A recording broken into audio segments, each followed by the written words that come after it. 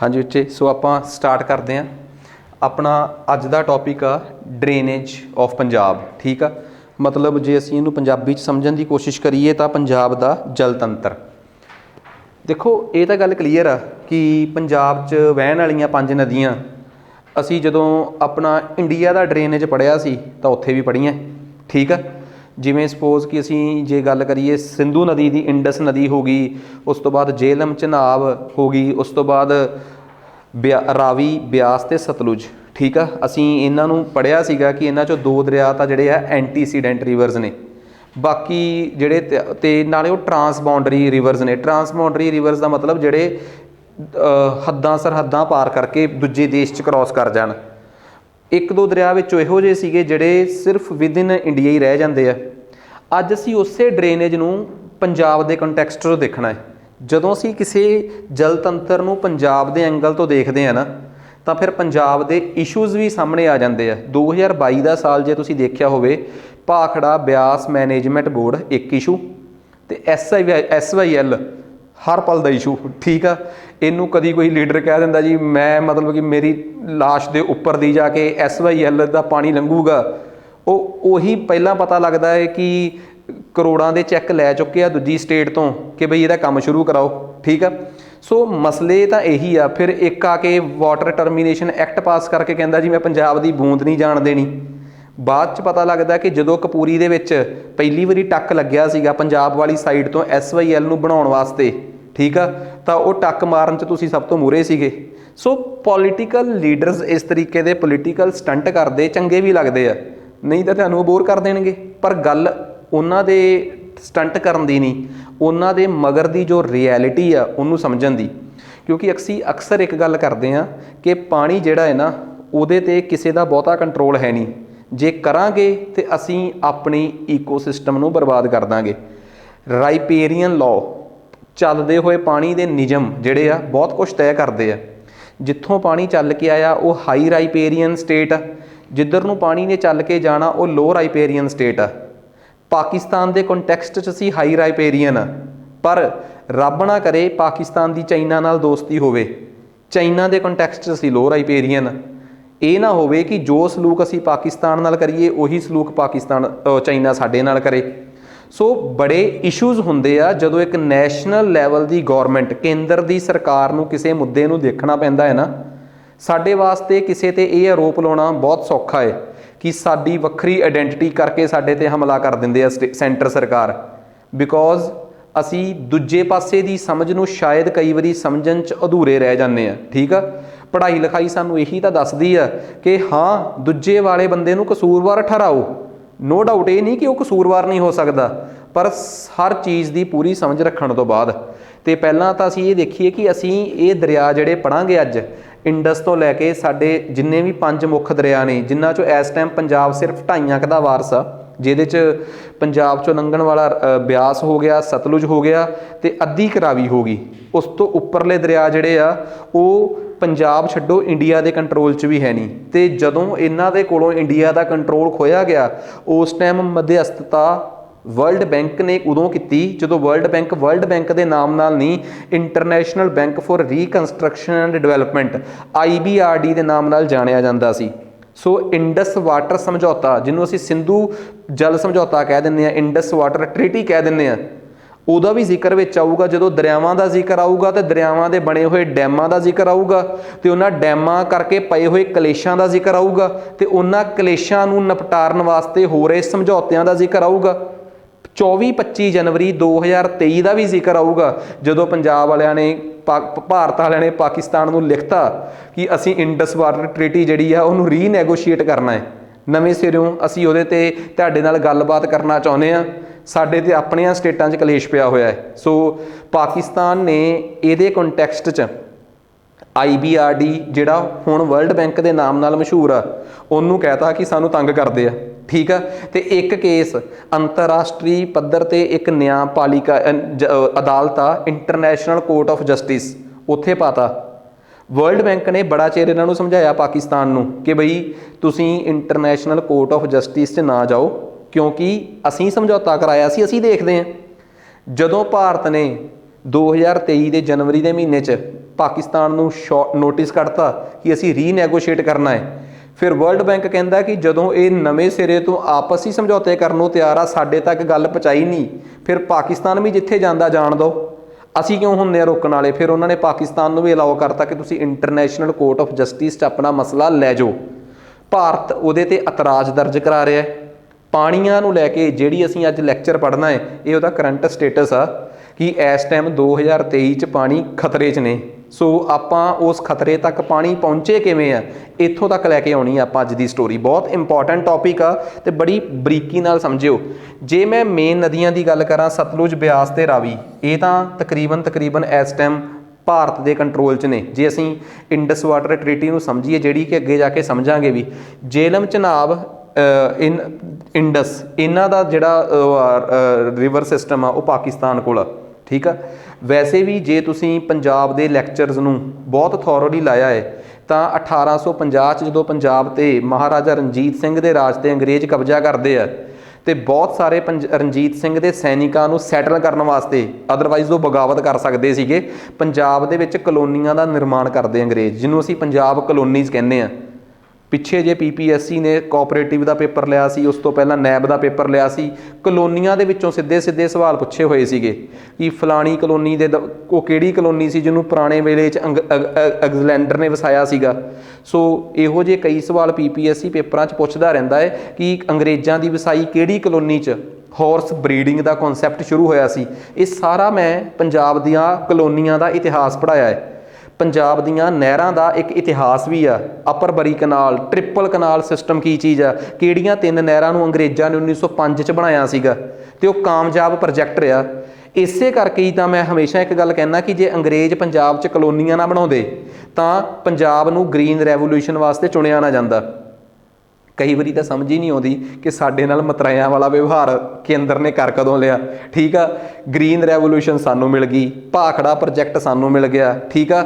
Even ਕਿ ਚੱਲ ਪਾਣੀ ਜਿਹੜੇ ਆ ਪ੍ਰੋਪਰ, ਹਾਂ ਹੁਣ ਜੇ ਅਸੀਂ ਕਹਿ ਦਈਏ ਕਿ ਕੋਈ ਬੰਦਾ ਸਾਨੂੰ ਕੋਈ ਦਵਾਈ ਦੇ ਜੇ ਠੀਕ ਹੋਣ ਲਈ, ਉਹ ਰਿਐਕਸ਼ਨ ਕਰ ਜੇ ਤੇ ਫਿਰ ਆਪਾਂ ਕਹਿ ਦਈਏ ਕਿ ਡਾਕਟਰ ਨੇ ਬੜੀ ਪਲੈਨਿੰਗ। ਕਈ ਵਾਰੀ ਅਸੀਂ ਪਿੰਡਾਂ 'ਚ ਲੋਕਾਂ ਨੂੰ ਕਹਿੰਦੇ ਹੋਏ ਸੁਣਦੇ ਨਹੀਂ ਕਿ ਡਾਕਟਰ ਨੇ ਸਾਡਾ ਮਰੀਜ਼ ਮਾਰਤਾ।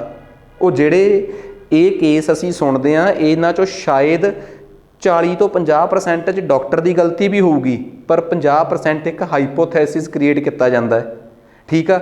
ਫਿਰ ਮਤਲਬ ਅਸੀਂ ਕਮਜ਼ੋਰ ਹੁੰਦੇ ਆ ਕਿਉਂਕਿ ਸਾਡੇ ਵਿੱਚੋਂ ਕੋਈ ਜਾ ਚੁੱਕਿਆ ਹੁੰਦਾ ਹੈ। ਬਟ ਪ੍ਰੋਬਲਮ ਇਹ ਆ ਕਿ ਅਸੀਂ ਇੱਕ ਪੂਰਾ ਹਾਈਪੋਥੈਸਿਸ ਕ੍ਰੀਏਟ ਕਰਦੇ ਹਾਂ ਕਿ ਐਵੇਂ ਗਏ, ਉਹਨੇ ਆਹ ਕੀਤਾ, ਉਹਨੇ ਆਹ ਕੀਤਾ।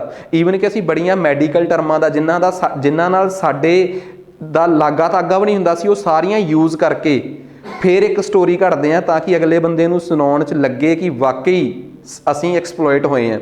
ਇਸੇ ਤਰੀਕੇ ਦੀਆਂ ਸਟੋਰੀਜ਼ ਅਸੀਂ ਉਦੋਂ ਸੁਣਦੇ ਹਾਂ ਜਦੋਂ ਅਸੀਂ ਪੰਜਾਬ ਦੇ ਨਾਲ ਪਾਣੀ ਦੇ ਧੱਕੇ ਦੀਆਂ ਕਹਾਣੀਆਂ ਪੜ੍ਹਦੇ ਹਾਂ। ਸਾਨੂੰ ਇਹੀ ਨਹੀਂ ਪਤਾ ਲੱਗਦਾ ਕਿ ਪਾਣੀ ਨਾਲ ਧੱਕੇ ਨੂੰ ਦੀਆਂ ਸਟੋਰੀਆਂ ਸਾਨੂੰ ਸੁਣਾ ਕੌਣ ਰਹੇ ਆ। ਜਿਹੜੇ ਆਪ ਚੈੱਕਾਂ 'ਤੇ ਸਾਈਨ ਕਰਦੇ ਰਹੇ ਜਾਂ ਆਪ ਟੱਕ ਲਾਉਂਦੇ ਰਹੇ, ਉਹ ਸੁਣਾ ਰਿਹਾ ਸਾਨੂੰ ਪਾਣੀ ਦੀਆਂ ਸਟੋਰੀਆਂ ਕਿ ਅਸੀਂ ਹੁਣ ਖੜੇ ਹਾਂ, ਟੈਨਸ਼ਨ ਨਾ ਲਿਓ, ਠੀਕ ਆ। ਸੋ ਖੈਰ ਆਪਾਂ ਆਪਣੇ ਮਸਲੇ 'ਤੇ ਚੱਲਦੇ ਹਾਂ। ਪੰਜਾਬ ਦੇ ਨਦੀਆਂ ਦੀ ਇੱਕ ਖਾਸੀਅਤ ਇਹ ਵੀ ਹੈ ਨਾ ਕਿ ਬਹੁਤੀਆਂ ਨਦੀਆਂ ਪੰਜਾਬ ਦੀਆਂ ਪੈਰੀਨੀਅਲ ਨੇ, ਸਾਰਾ ਸਾਲ ਚੱਲਣ ਵਾਲੀਆਂ। ਕੁਛ ਕੁ ਨਦੀਆਂ ਨੇ ਜਿਹੜੀਆਂ ਸੀਜ਼ਨਲ ਨੇ, ਜਿਵੇਂ ਜਿਹੜੀਆਂ ਖੱਡਾਂ 'ਚੋਂ ਵਹਿੰਦੀਆਂ ਹੈ। ਜੇ ਤੁਸੀਂ ਹੁਸ਼ਿਆਰਪੁਰ ਦੇ ਨੇੜੇ, ਰੋਪੜ ਦੇ ਨੇੜੇ ਜਾਂ ਮੋਹਾਲੀ ਦੇ ਨੇੜੇ ਰਹਿੰਦੇ ਹੋ ਤਾਂ ਤੁਸੀਂ ਦੇਖੋ ਸਿਸਵਾਂ ਖੱਡ ਜਾਂ ਹੋਰ ਛੋਟੀਆਂ ਖੱਡਾਂ ਜਿਹੜੇ ਚੋਏ ਨੇ, ਬਸ ਉਹ ਨੇ ਕਿ ਉਹ ਕਈ ਵਾਰੀ ਕੀ ਹੋ ਜਾਂਦੀਆਂ, ਨਦੀਆਂ ਨਾਲੇ ਬਣ ਜਾਂਦੇ ਆ, ਕਦੀ ਉਹ ਦਲਦਲ ਬਣ ਜਾਂਦੀ ਆ। ਪਾਣੀ ਜ਼ਿਆਦਾ ਆ ਜਾਂਦਾ, ਸਾਰੇ ਦਾ ਸਾਰਾ ਏਰੀਆ ਦਲਦਲੀ ਹੋ ਜਾਂਦਾ ਹੈ। ਆਲਾ ਦੁਆਲਾ ਕਈ ਵਾਰੀ ਸੁੱਕ ਜਾਂਦਾ ਹੈ ਤੇ ਉਹ ਇੱਕ ਨਾਲੇ ਦਾ ਕੰਮ ਕਰਦੀਆਂ ਹੈ। ਉਹ ਨਦੀਆਂ ਸੀਜ਼ਨਲ ਨਦੀਆਂ ਨੇ। ਅਦਰਵਾਈਜ਼ ਆਲਮੋਸਟ ਸਾਰੀਆਂ ਨਦੀਆਂ ਜਿਹੜੀਆਂ ਨੇ ਉਹ ਸਾਡੀਆਂ ਉਹ ਨੇ ਪੈਰੀਨੀਅਲ ਰਿਵਰਸ ਨੇ, ਜਾਂ ਜਿਨ੍ਹਾਂ ਨਦੀਆਂ ਦਾ ਓਰੀਜਨ ਕਿਸੇ ਮਾਊਂਟੇਨ 'ਚ ਨਹੀਂ ਗਾ। ਜਿਵੇਂ ਹੁਣ ਸਪੋਜ਼ ਕਰੋ ਸੀਜ਼ਨਲੀ ਕਈ ਵਾਰੀ ਕਈ ਨਦੀਆਂ ਦਾ ਪਾਣੀ ਇਕੱਠਾ ਹੋ ਜਾਂਦਾ। ਚਿੱਟੀ ਮਈ ਦਾ ਪਾਣੀ ਇਕੱਠਾ ਹੋ ਕੇ ਸਤਲੁਜ 'ਚ ਪੈ ਜਾਂਦਾ, ਕਾਲੀ ਮਈ ਦਾ ਪਾਣੀ ਇਕੱਠਾ ਹੋ ਕੇ ਉਹਦੇ 'ਚ ਪੈ ਜਾਂਦਾ ਆਪਣਾ ਬਿਆਸ 'ਚ। ਸੋ ਇਹ ਨਦੀਆਂ ਕੀ ਨੇ? ਇਹ ਸੀਜ਼ਨਲ ਨਦੀਆਂ ਨੇ, ਪਰ ਇਹ ਟ੍ਰਿਬਿਊਟਰੀਜ਼ ਨੇ, ਸਹਾਇਕ ਨਦੀਆਂ ਨੇ ਉਹਨਾਂ ਨਦੀਆਂ ਦੀਆਂ ਜਿਹੜੀਆਂ ਪਿੱਛੋਂ ਪਹਾੜਾਂ 'ਚੋਂ ਆ ਰਹੀਆਂ ਹੈ। ਤੇ ਗਲੇਸ਼ੀਅਰ 'ਚ ਆਉਣ ਕਰਕੇ ਇਹਨਾਂ ਦੀਆਂ ਜਿਹੜੀਆਂ ਮੁੱਖ ਨਦੀਆਂ ਨੇ, ਮੇਨ ਰਿਵਰਸ ਨੇ, ਉਹ ਆਪਣੇ ਆਪ 'ਚ ਪੈਰੀਨੀਅਲ ਰਿਵਰਸ ਨੇ। ਸੋ ਸਾਨੂੰ ਤਾਂ ਕਈ ਵਾਰੀ ਇਹੀ ਨਹੀਂ ਪਤਾ ਲੱਗਦਾ ਕਿ ਚਿੱਟੀ ਮਈ ਤੇ ਕਾਲੀ ਮਈ 'ਚੋਂ ਕਿਹੜੀ ਨਦੀ ਜਿਹੜੀ ਆ ਉਹ ਸਤਲੁਜ ਦੀ ਟ੍ਰਿਬਿਊਟਰੀ ਆ ਤੇ ਕਿਹੜੀ ਬਿਆਸ ਦੀ ਟ੍ਰਿਬਿਊਟਰੀ ਆ। ਇੰਡੀਆ ਦੇ ਰਿਵਰ ਸਿਸਟਮ ਨੂੰ ਸਮਝਣ ਵਾਸਤੇ ਸਭ ਤੋਂ ਬੈਸਟ ਫੋਟੋ ਜਿਹੜੀ ਆਪਾਂ ਅਕਸਰ ਯੂਜ਼ ਕਰਦੇ ਹਾਂ ਕਿ ਆਹ ਇੰਡੀਆ ਤੋਂ ਪਰਲੇ ਪਾਸੇ ਤਿੱਬਤ ਦਾ ਇਲਾਕਾ ਹੈ। ਤਿੱਬਤ ਦੀ ਮਾਨਸਰੋਵਰ ਲੇਕ ਚੋਂ ਨਿਕਲਦੀ ਆ ਕਿਹੜੀ ਨਦੀ? ਆਪਣੀ ਇੰਡਸ, ਸਿੰਧੂ ਨਦੀ। ਇਹ ਘੁੰਮ ਕੇ ਪਾਕਿਸਤਾਨ ਚ ਹੁੰਦੀ ਹੁੰਦੀ ਇਹ ਅਰਬ ਸਾਗਰ ਚ ਡਿੱਗਦੀ ਹੈ। ਇਹਦੇ ਵਿੱਚ ਸਭ ਤੋਂ ਪਹਿਲਾਂ ਇੱਥੋਂ ਜੇਹਲਮ ਨਦੀ ਨਿਕਲਦੀ ਆ, ਠੀਕ ਆ, ਵੈਰੀਨਾਗ ਜਗ੍ਹਾ ਹੈ ਜੰਮੂ ਕਸ਼ਮੀਰ ਚ, ਉੱਥੋਂ ਨਿਕਲਦੀ ਆ ਜੇਹਲਮ ਨਦੀ। ਆ ਰਹੀ ਜੇਹਲਮ ਨਦੀ, ਇਹਦੇ ਚ ਆ ਕੇ ਇੱਕ ਨਦੀ ਮਿਲਦੀ ਆ ਚਨਾਬ ਨਦੀ। ਚਨਾਬ ਨਦੀ ਹਿਮਾਚਲ ਦੇ ਲਾਹੌਲ ਸਪੀਤੀ ਦੇ ਇਲਾਕੇ ਚੋਂ ਨਿਕਲਦੀਆਂ ਨੇ ਦੋ ਨਦੀਆਂ, ਇੱਕ ਲਾਹੌਲ ਚੋਂ ਨਿਕਲਦੀ ਹੈ ਚੰਦਰਾ ਤੇ ਸਪੀਤੀ ਚੋਂ ਨਿਕਲਦੀ ਹੈ ਭਾਗਾ। ਇਹ ਦੋਵੇਂ ਨਦੀਆਂ ਅੱਗੇ ਜਾ ਕੇ ਟਾਂਡੀ ਨਾਮ ਦੀ ਜਗ੍ਹਾ ਤੇ ਮਰਜ ਹੋ ਕੇ ਇੱਕ ਬਣਦੀਆਂ, ਉੱਥੇ ਇਹਨੂੰ ਕਿਹਾ ਜਾਂਦਾ ਚੰਦਰਭਾਗਾ। ਉੱਥੋਂ ਫਿਰ ਇਹ ਨਾਰਥ ਵੱਲ ਉੱਪਰ ਜਾ ਕੇ ਜੰਮੂ ਕਸ਼ਮੀਰ ਚ ਪਹੁੰਚਦੀ ਹੈ। ਜੰਮੂ ਕਸ਼ਮੀਰ ਚ ਪਹੁੰਚਦੇ ਸਾਰ ਹੀ ਇਹਦਾ ਨਾਮ ਹੋ ਜਾਂਦਾ ਹੈ ਚਨਾਬ। ਉਸ ਤੋਂ ਬਾਅਦ ਇਹ ਨਦੀ ਚਨਾਬ ਨਦੀ ਜਿਹੜੀ ਆ POK ਚ ਜਾਂਦੀ ਆ, ਪਾਕਿਸਤਾਨ ਓਕੂਪਾਈਡ ਕਸ਼ਮੀਰ। ਉੱਥੋਂ ਬਾਅਦ ਇਹ ਅੱਗੇ ਤ੍ਰਿਮੂ ਨਾਮ ਦੀ ਜਗ੍ਹਾ ਤੇ ਪਾਕਿਸਤਾਨ ਚ ਪਹੁੰਚ ਜਾਂਦੀ ਆ। ਤ੍ਰਿਮੂ ਨਾਂ ਦੀ ਜਗ੍ਹਾ ਤੇ ਇਹਦੇ ਚ ਇੱਕ ਨਦੀ ਆ ਕੇ ਮਰਜ ਹੋ ਜਾਂਦੀ ਹੈ ਜੇਹਲਮ। ਵੱਡੀ ਨਦੀ ਹੋਣ ਕਰਕੇ ਅੱਗੇ ਨਾਮ ਇਹਦਾ ਕੈਰੀ ਔਨ ਹੁੰਦਾ। ਤ੍ਰਿਮੂ ਇੱਕ ਅਜਿਹੀ ਜਗ੍ਹਾ ਹੈ ਪਾਕਿਸਤਾਨ ਚ ਜਿੱਥੇ ਜੇਹਲਮ ਤੇ ਚਨਾਬ ਮਰਜ ਹੁੰਦੀਆਂ। ਉਸ ਤੋਂ ਬਾਅਦ ਅੱਗੇ ਆ ਜਾਓ, ਰਾਵੀ ਨਿਕਲਦੀ ਆ। ਅੱਗੇ ਆ ਗਈ ਰਾਵੀ। ਰਾਵੀ ਹਿਮਾਚਲ ਦੇ ਰੋਹਤਾਂਗ ਪਾਸ ਤੋਂ ਨਿਕਲਦੀ ਆ।